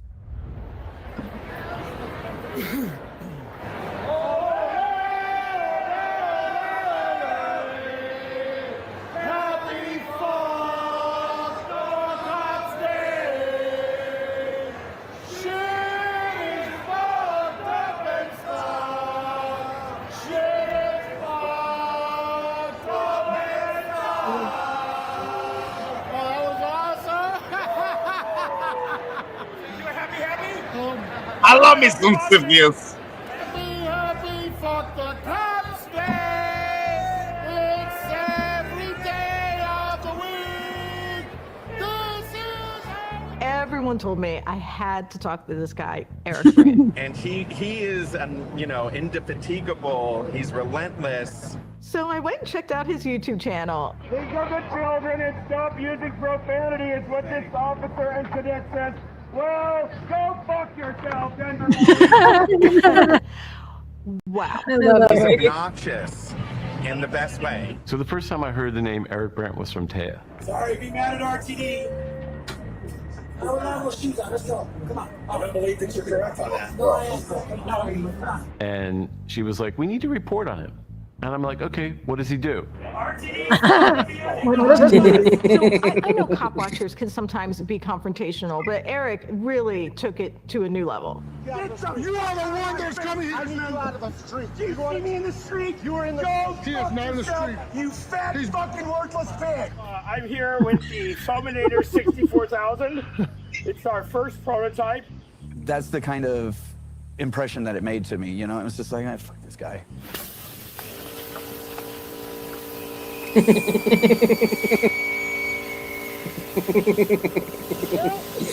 did my team go? Yelling at somebody is going to only get you so far. I said I was going to take your head off. That's what you're threatening to do? Because are you going to assault? No, because you're coming at him. I didn't think that it was actually going to solve anything. Because I was standing next to Thomas Dodson and he's slamming into a fucking wall. I thought that, you know, I'm going to watch this poor guy get his ass whipped on TV. Y'all be straight yourselves. What the fuck is wrong with you people, huh? I met Eric through YouTube. I really didn't like the guy when I first saw his stuff. I saw it as provoking, right? I was like that. Oh, he's provoking this. And so Taya showed me a video, and I was like, no freaking way. Too much. Put smiles on people's faces, that's the objective. I'd gone down a lot of rabbit holes with Taya on cop watching. It was too much for me. I couldn't stomach it. I'm like, how do we wrap our minds around this guy? I'll let it work to follow. Come on, Chavez! Bring your little pecker over here and do it! I mean, his stuff was really hard to watch. You can wrestle Chavez, you fucker! Going out and not just confronting cops, but like yelling at them and screaming and kind of acting crazy. Oh, this guy right here is a... Get out of my face! Get out of my face! Fuck you, kid! Right back there! Fuck you, kid! Get out of my face! Fuck yourself! Get out of my face! That guy, they can't even hold their own movement. That's not over, motherfucker. I thought I had gotten used to some of the more unconventional tactics, but this was an entirely different story. As usual, I gave you fair warning that if you fucked with those homeless people instead of helping them, that I was going to make things really ugly. It was hard for me to understand or even think about a way to cover this in any way that would be helpful. This is a public library. You can't video record me, sir. I can. No, you can't. Without my permission, you cannot video record me. If you touch me, I will Without fix my you. permission, you cannot video record me. I certainly can. I mean, beyond the very uncomfortable videos he made, he literally made death threats against judges. And I'd heard those death threats, and they were highly offensive and troubling. Security has been stepped up for judges in Denver because of a local activist. Eric Brandt has posted videos calling on people to kill judges at random. Unconventional tactics is one thing, but Eric had actually threatened judges. Boots are not shoes. Eric Brandt is an agitator. Define shoes. What is a shoe? Constantly challenging police and authority figures in the metro area. You're saying I can't come in here? By his count, he's been arrested and jailed more than 100 times for his actions. But it's his words that now have judges, police, and prosecutors concerned. And some of the things he said were extremely violent and could honestly be interpreted as death threats. And to me, that was a step too far. That didn't seem like activism to me. This is why I now advocate for the random shooting of judges. Judges have absolute immunity. Nothing that they do can they be held accountable for. The only way to hold tyrants like that accountable is to execute them. Shoot random judges. And don't forget to shoot the police. But I said to Stephen, if we're gonna cover cop watching, we have to cover the good, the bad, and the ugly. All we gotta do is kill 1 or 2 judges a year, randomly, and they will shape the up. And Taya made a case that just because it's ugly doesn't mean we can't cover it. And if we're going to cover cop watching, you know, sometimes we have to confront the worst aspects of it. We can't just avoid the truth about it because it makes us uncomfortable. Hey, the fuck are you doing trying to rear end this guy on a bike? For what? What are you gonna arrest him for? What the hell could he possibly have to arrest? Live stream right now. Are you live streaming? That's what And he I got. felt like she had a point there. I mean, journalism is not just about reporting on things you like or that make you feel comfortable. Sometimes you have to report on stuff that makes you very uncomfortable. I mean, I thought I had gotten used to some of the more unconventional tactics, but this was an entirely different story. Yeah, what the fuck is wrong with these people, right? But everyone in this community was telling me I had to talk to him, so I really thought I had to address it. Until that day. Who is this guy? Who the fuck is this guy? Not mine. Jesus. Lint roller? I was there. How could I have shit all over it? I haven't even eaten. I haven't pickled. You know, so I started looking into Eric's history just like Taya did, and it was complex to say the least. I think I had a good childhood. My parents divorced when I was 10. I don't think they had a good marriage. That's my brother. I joined the Navy late. I was 23 when I went in. I'll never have another chance in my life to go on a submarine. So I joined the Navy, and I specifically said I will be a reactor operator on submarines. I got the program and graduated at the top of my class from Naval Nuclear Power Training Command. And I went to sea for 6 years on two fast-attack submarines out of Pearl Harbor. So as I started to talk to him, I realized Eric, like many cop watchers, had had a tough life. I came back to Colorado and went into business with my father, and that didn't work out for us. I was involved with a relationship with a woman that turned out to be a con artist. It was running scams, and they were all in my name, and I didn't know she was doing it. She was a con artist, had served time in the Montana Women's Prison for exactly the same shit, and she ended up serving time in the Colorado prison for 6 years as well. But in the process of this, she's moving hundreds of thousands of dollars through my name. Everything's attached to me, and I don't even know it. And she's basically defrauding people out of, well, they said they could pin her to $1.5 million, but they think it was closer to $7 million. And things were kind of coming to a head, and I sort of discovered a tip of the iceberg, and I immediately reported it to the district attorney. Then she filed domestic violence charges on me that were bogus. Tried to bring again? Oh, they were dismissed within 4 days. And so then it was a period of years, some difficult years, because that was obviously pretty rough for me. And I think when I looked at Eric's history, it seemed to me that when he was homeless was really a turning point in his life. Yeah, I rented a yard behind the Purina plant. This woman did metal scrapping her whole life, and I rented a portion of her yard, and I lived there for 2 years. I was very comfortable there. It's trash and scrap metal and junk, and it was quiet, and nobody bothered me. It was mine. It's the only place I've ever felt homesick in my life. We spent time in Denver, and homelessness is a serious issue there. And Eric, like many people, has struggled with it. I came across the sweeps, the Denver sweeps that were going on. So we call them traumatic displacements. So every couple of weeks, the same people are moved from place to place, just swept along. So we call it traumatic displacements. 44, guys. Are you gonna say sorry? You're not even gonna say sorry. Just gonna,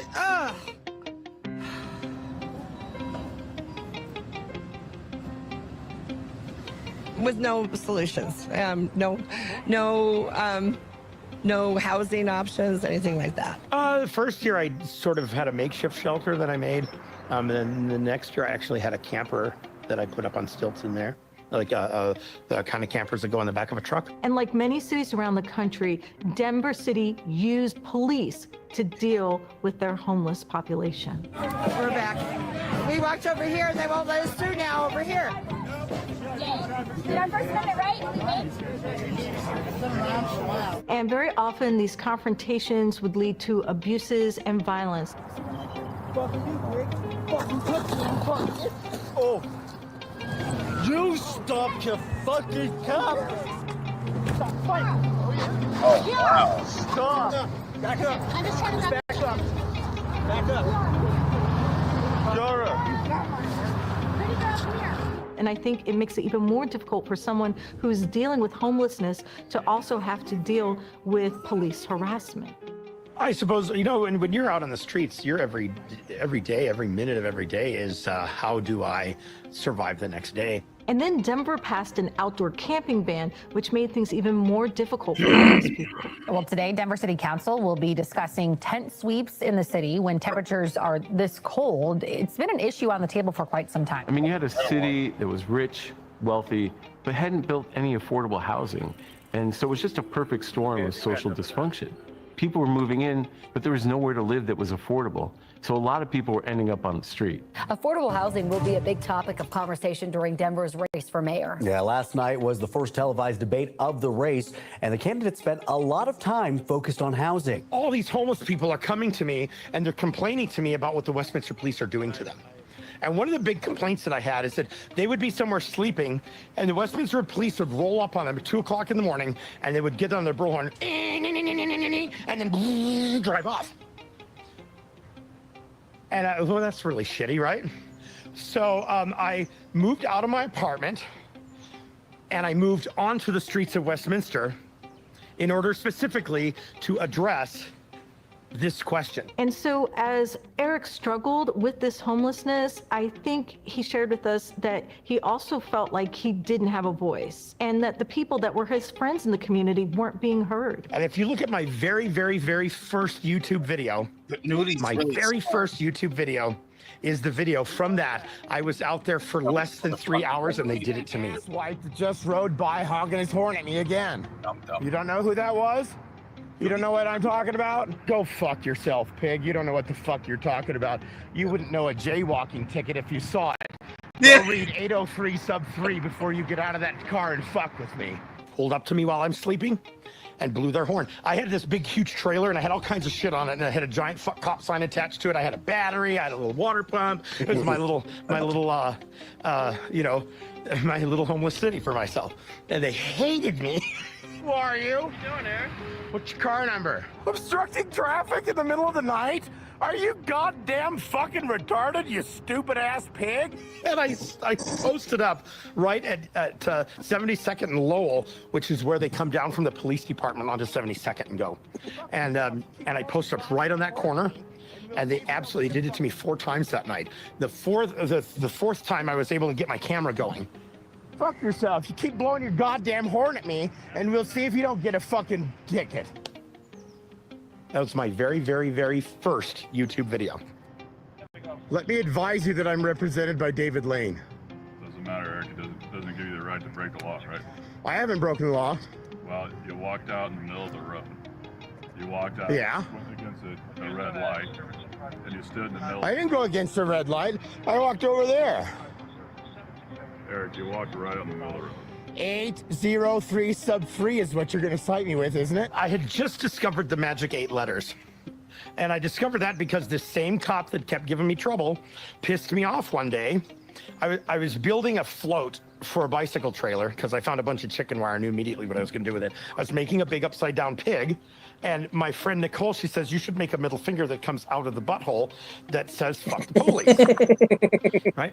And that was a great idea, except this angle was more machinery. I could do this angle better. So I did this angle. And I just had a piece of foam core that I cut with a knife and wrote fuck cops on it. I thought 8 letters would be better than fuck the police if you're going to be driving by it. And it was my prototype and it was working. And Drew Smith pissed me off again one day. And so I snatched that damn thing off the top of my float and I stuck it on a stick and I walked Rusty down the street with it. I went 6 blocks round trip. I had a bottle of water thrown at me. I had people take pictures. I had people cheer me. I had horns honking. Out of there, bro. Out of there. What do you mean? Am I a suspect in a crime? Well, we heard you got into an altercation with someone. Well, I don't answer questions. So if I'm not a suspect in a crime, then am I free to go? Not at this moment. I don't answer questions. I don't need the government to hold my hand to cross the street. That is the street. This is the sidewalk. If I can, the reason we're talking to the most, the lady got a bit aggravated. That's too bad for her. She can get aggravated all the way to her big girl britches.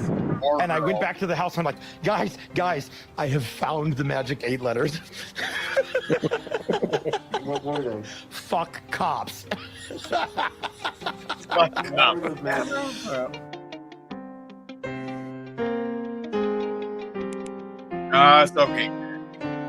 I know dumb.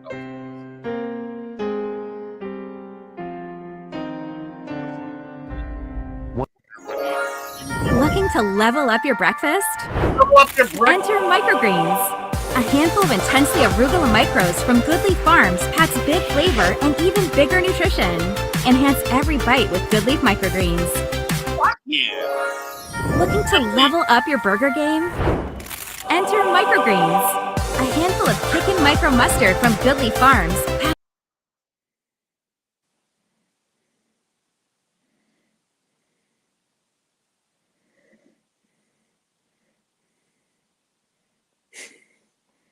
Well, how many more years has he got to go? You got 12 years, 5 years ago. That's crazy. He ain't gonna stop even when he gets out. Yes, he will. Do you think so? Yep.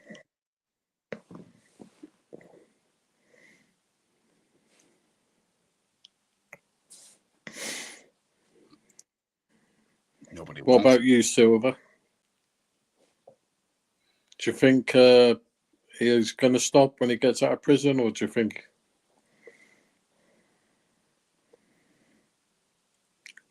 you're muted? Letting you know, I need to get some phone calls to Denver, No. to the city attorney's office. You gotta understand, Eric was already one done. part of the spectrum of cop watching. It was the darker part of the spectrum. Brian This was Loma started. has been area restricted from the entire 16th Love Street you, Mall. Brian. But Eric gave a voice to that very angry part of this phenomena. This stems from the incident where he stepped in while those security guards were assaulting that homeless man. Got one? Oh, I love you, Janet. Oh, come I on. Janet. I love you, Janet. He's my rock. One thing I think Eric Yeah. understood quite well, and some cop watchers as well, is YouTube does not reward subtlety. You have an example right next door of what it's like to fuck up the free speech question. And he knew that, and he knew how to exploit it. It is not disorderly conduct to protest.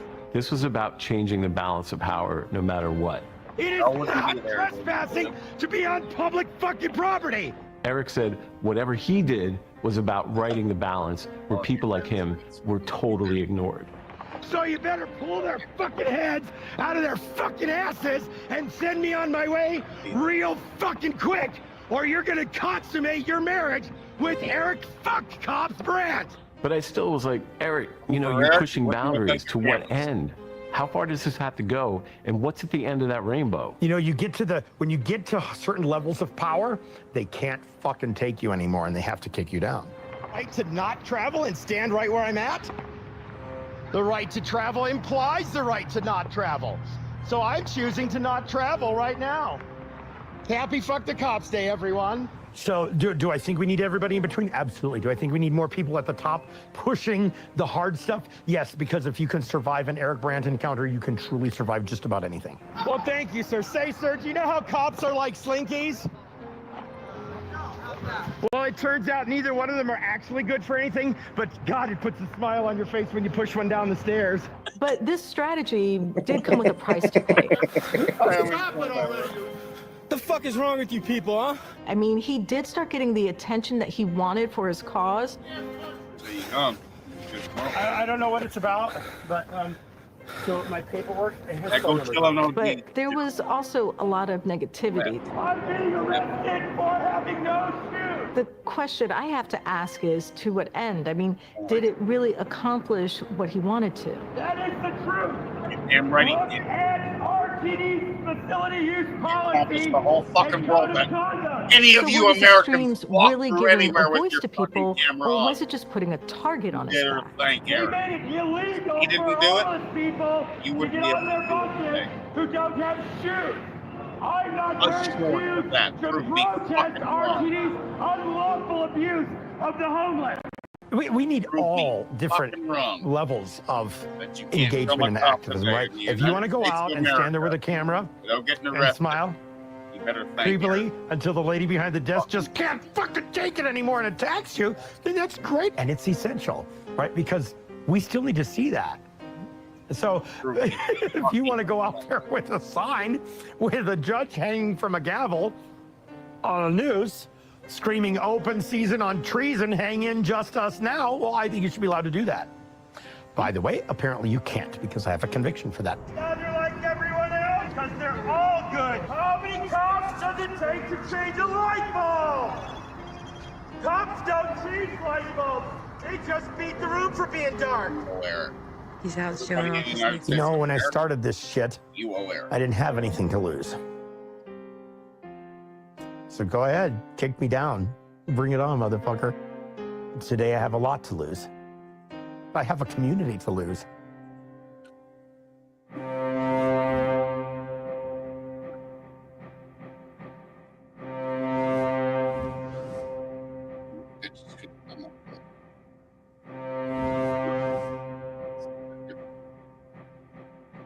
The asshole.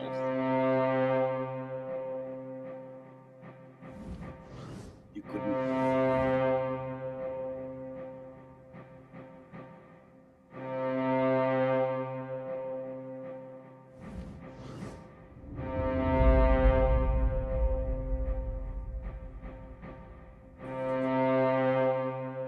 Leave it prove me wrong.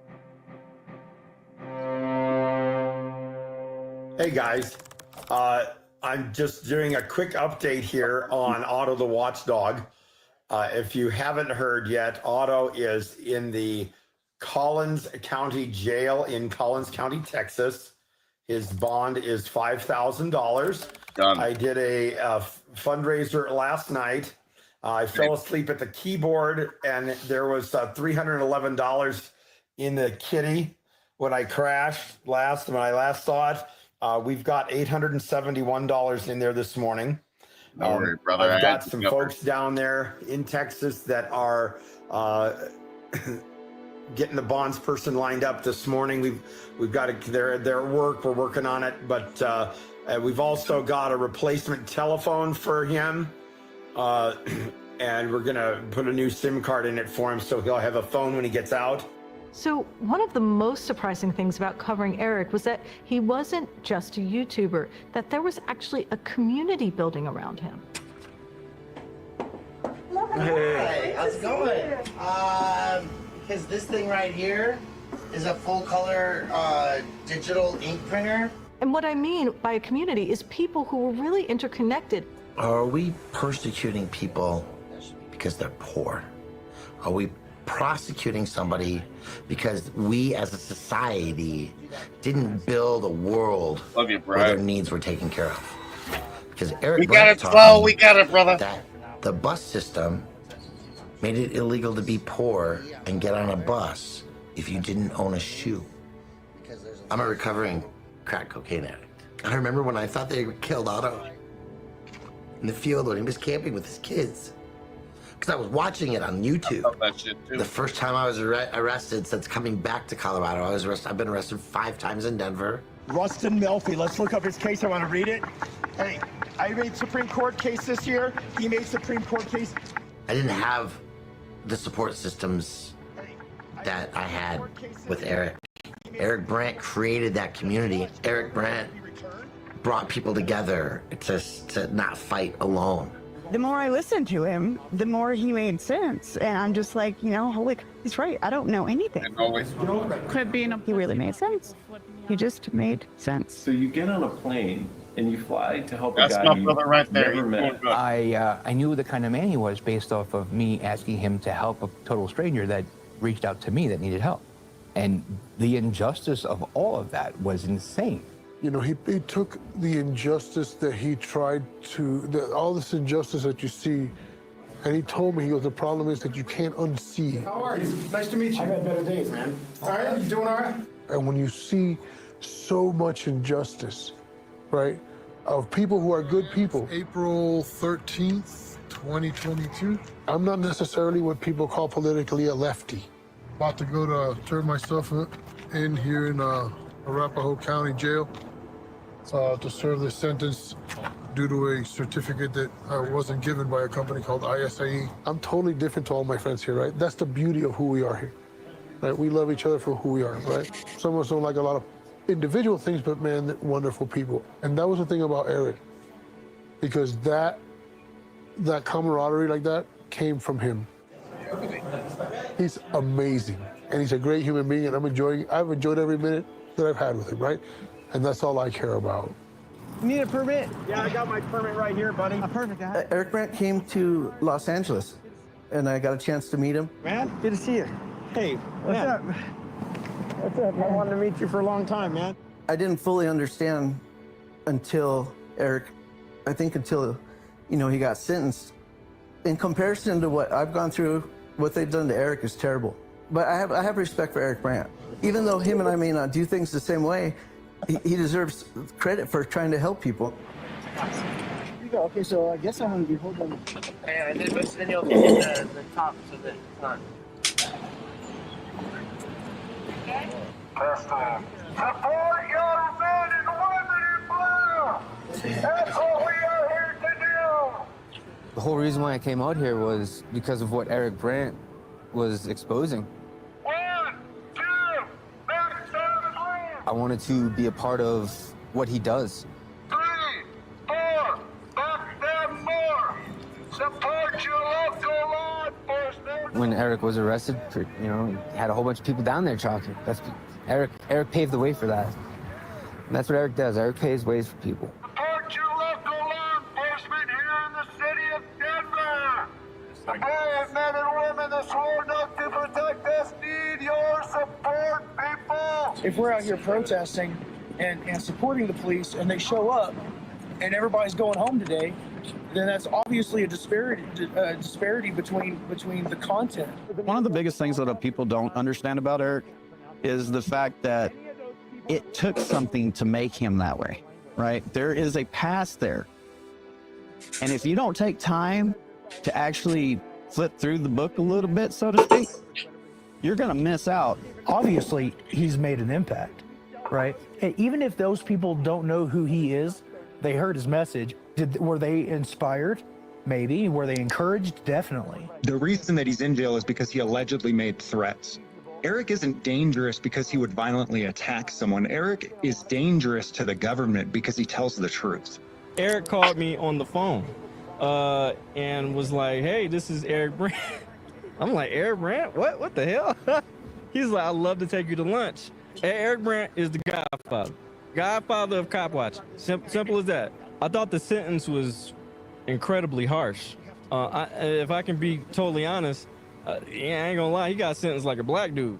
So on the one hand, there's Eric Brandt, the wild, controversial, crazy guy in the videos. And then on the other hand, there's the Eric that'll give you the last dollar in his pocket for food. But I also think part of him really did believe that his tactics were a voice for people who were often ignored. I think that homelessness is the end game of unfettered capitalism. Am I against capitalism? No, I'm not against capitalism. Am I against unfettered capitalism? Yeah, I am. Do we have unfettered capitalism? Yeah, we do. Right. On Monday, I will be sentenced for a global plea disposition that I entered in the judge cases, if you will. We worked out a deal. It took a long time to work on that deal.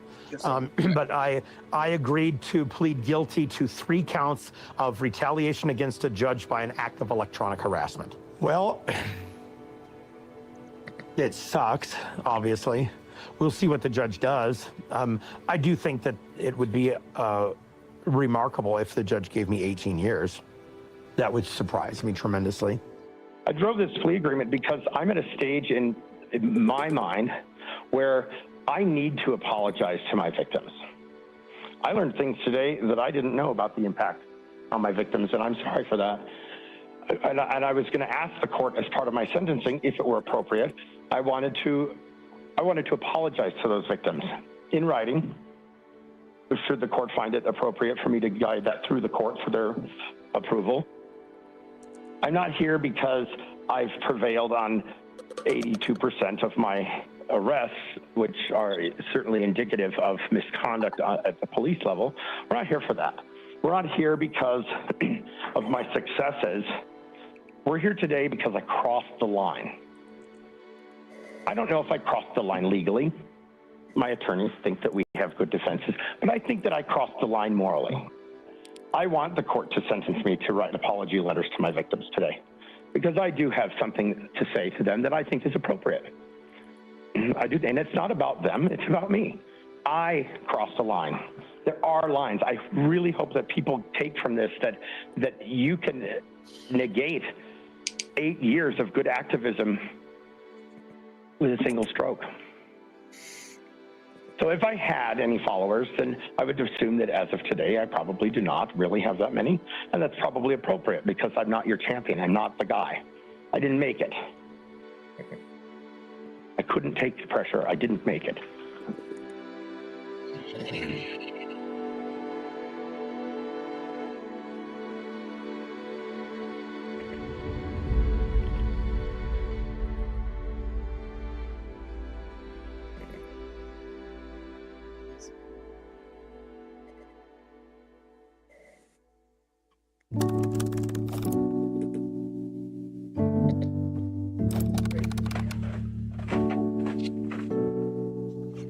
Hey, okay, this is a little odd because this is not normally how we do our PAR. I guess wanted to give some thoughts on heading down to South Carolina. So we got a call from Chris Powers, you know, a big Brant supporter, and he said, we're starting a business down here in South Carolina. We are excited to go down there, and this seems like it's going to be a new chapter in understanding these cop watchers. But if I have to think about cop watching as not just a phenomena and not just a movement, I think it's a collection of people who want to be heard and want to connect. These folks were out there having their own individualistic fights. They had reasons, they had grievances and reasons to redress their government. And they thought they were out there fighting on their own. And then they discovered they weren't.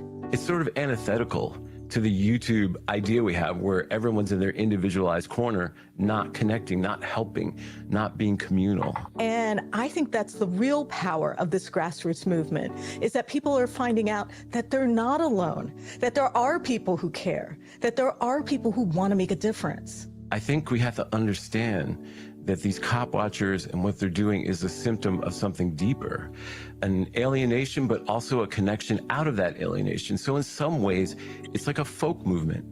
And that's what's important to remember for me.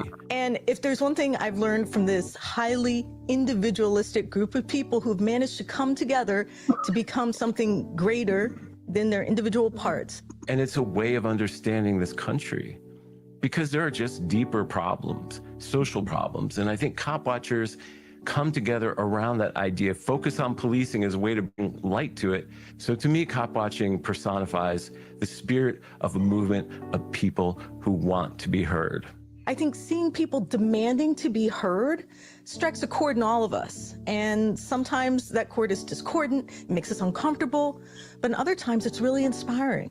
And I think, you know, Eric, rightly so, has a reputation for being the most extreme. But, you know, all art forms have extreme. And yes, I'm calling cop watching an art form. And sometimes the extremes push the boundaries of the normal. And sometimes you need that extreme person, so you wake up and you pay attention. Eric offended a lot of people and did things that he acknowledged was wrong, but people paid attention. And he brought together this community that we're about to visit. So I'm gonna say something that's strange. Stephen talked about cop watching being like an art form. And we always talked about how it's almost like punk, very DIY, do it yourself, rage against the machine. But it's disruptive, but it's a voice that's shouting, a voice that's shouting to be heard, a voice that's saying something's wrong and I want everyone to pay attention and look. And I think that's important. And the fact that they've been able to use this YouTube platform to do it is nothing short of amazing. And so onward to South Carolina. For ordinance. Attention, please. This is the last call for Amtrak Northeast Regional Train 161 en route to Washington Union Station. Security guard. Somebody with power.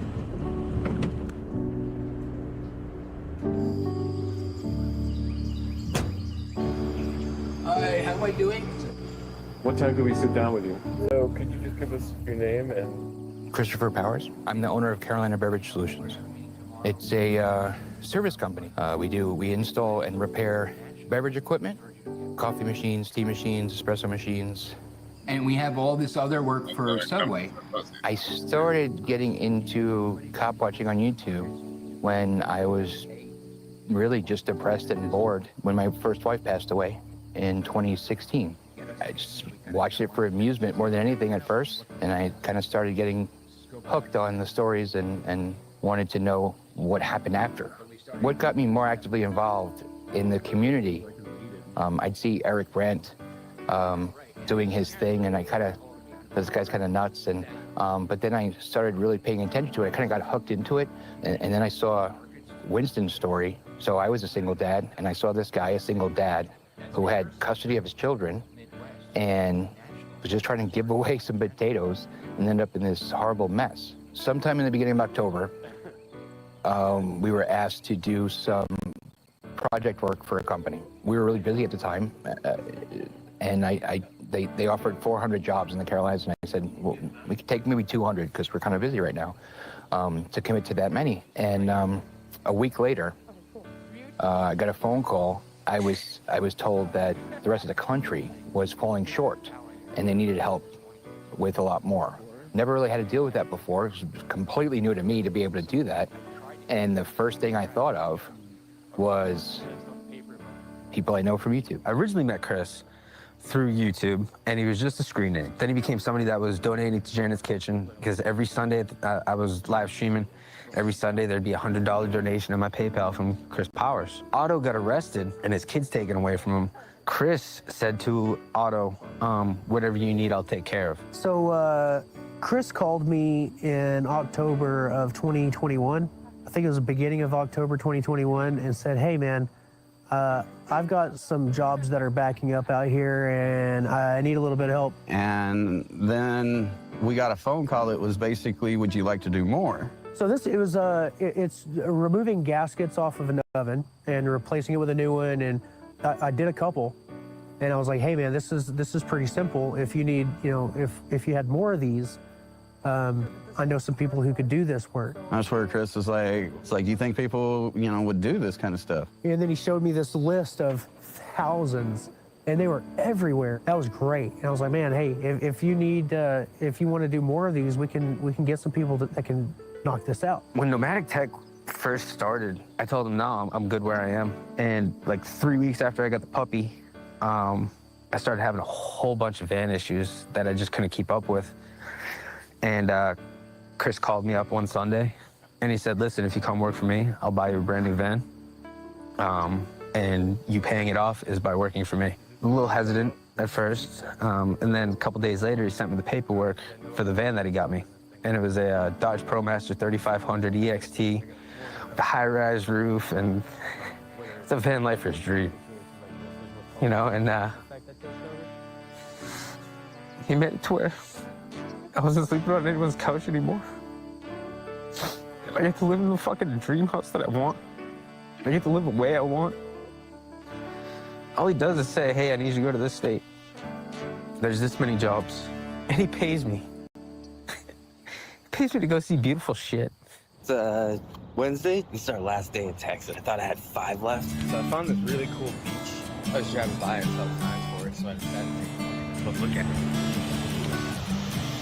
It's on Route 101 on the way to Crescent. So we're in Belfast, Texas. My most eastern and southern point on this job. It's 100 miles from the border. So we're back at Ukiah, which is south of Crescent City. We finished California yesterday officially. We're in the Redwood National Forest at Flashman Grove Trail along the Avenue of Giants.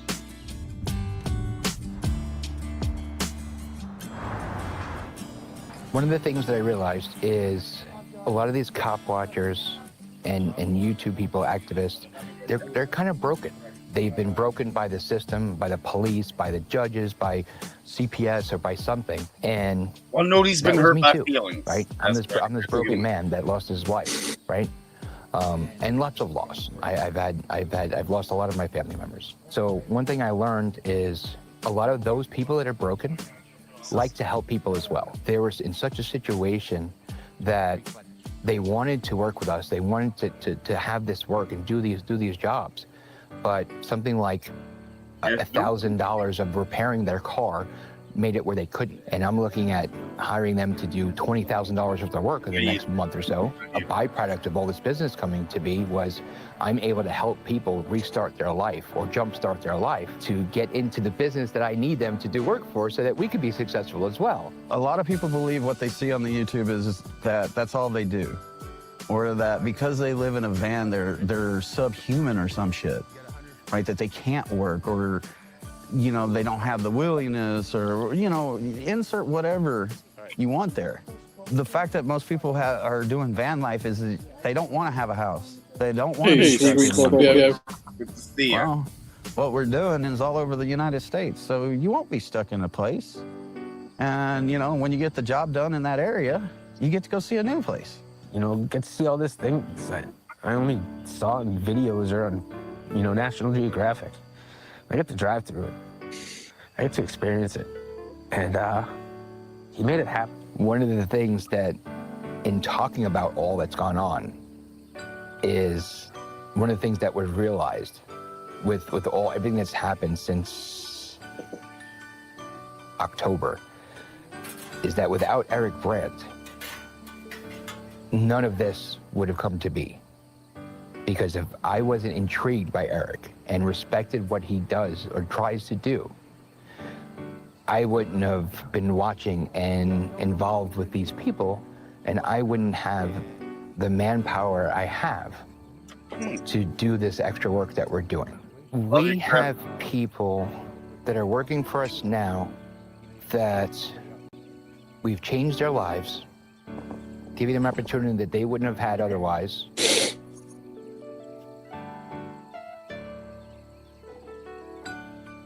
And it's brought me joy and satisfaction to be able to do that. Global Tel Link has a collect call for you from Eric Brandt. To accept this call, press 5 now. Greetings, happy Fuck the Cops Day. And Otto and everyone working on this nomadic tech thing, and they gave you credit for bringing everyone together. Does that strike you as ironic, or what do you think about that? Am I responsible for bringing this together?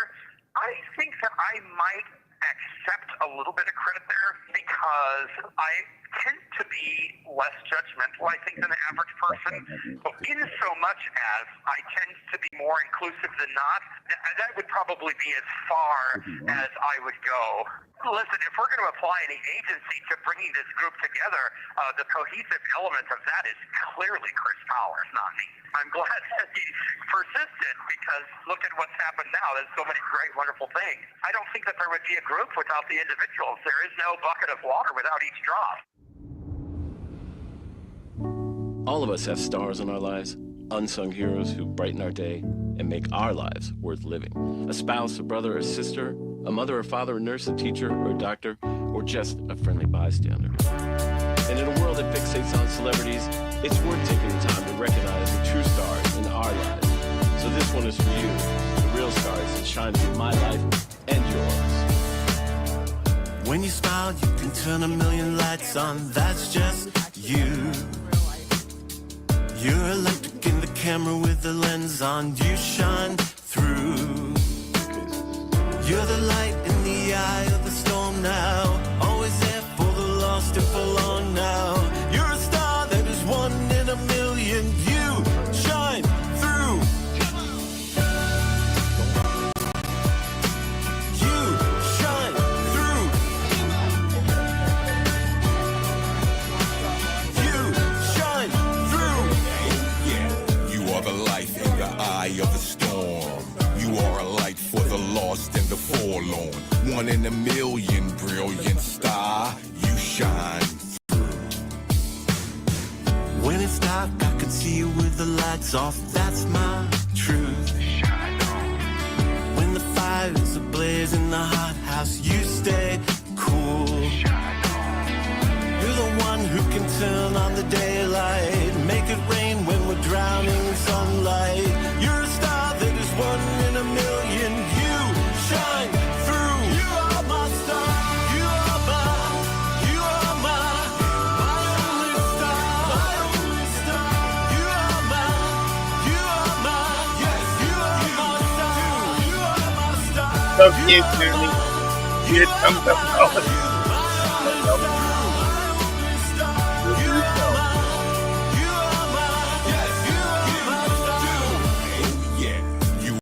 That can turn into daylight, then billow down till we drown in the sunlight.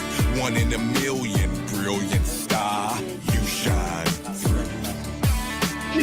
I remember when the first time I saw you, in the light from the window that you fell through. You were bruised, but you didn't want to let go of the voice that you knew would only say no. But you fought because you want to let the world know you were here and you're gonna find your way home. Now the world is your stage and we all know you came through. Come on, my star. You are my only star. My only star. You are my star. You famous.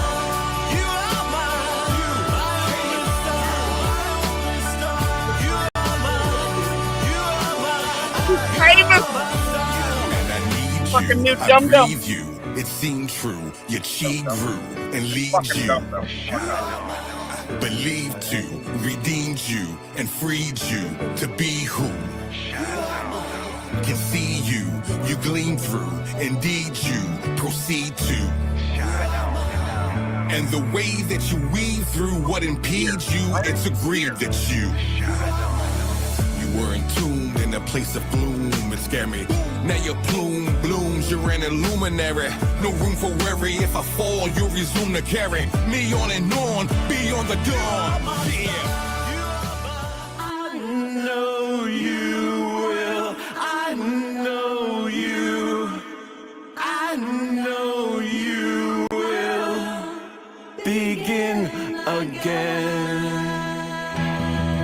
When you find yourself alone and you're dreaming of a home, just remember that you breathe the air we all do, like the tracing of a leaf to the branches on a tree. The connections you can't see, held together by hope. I know it's so hard to be on your own and feeling so far from finding your home, but you've got the heart to free yourself from the chains on your mind that will never undermine what you know is still true. I know you will. I know you. I know you will begin again. I know you will. I know you. I know you will begin again. When the voices of the few tell a story that's not true, if you listen you will find a tale of your own in the reaches of your mind. There are truisms to find that make knotted lies unwind into a truth of your own. I know it's so hard to be on your own. Okay, Howie. And feeling so far Hey. from finding your home.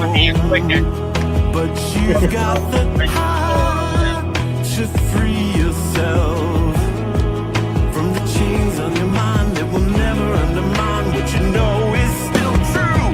I know you will. I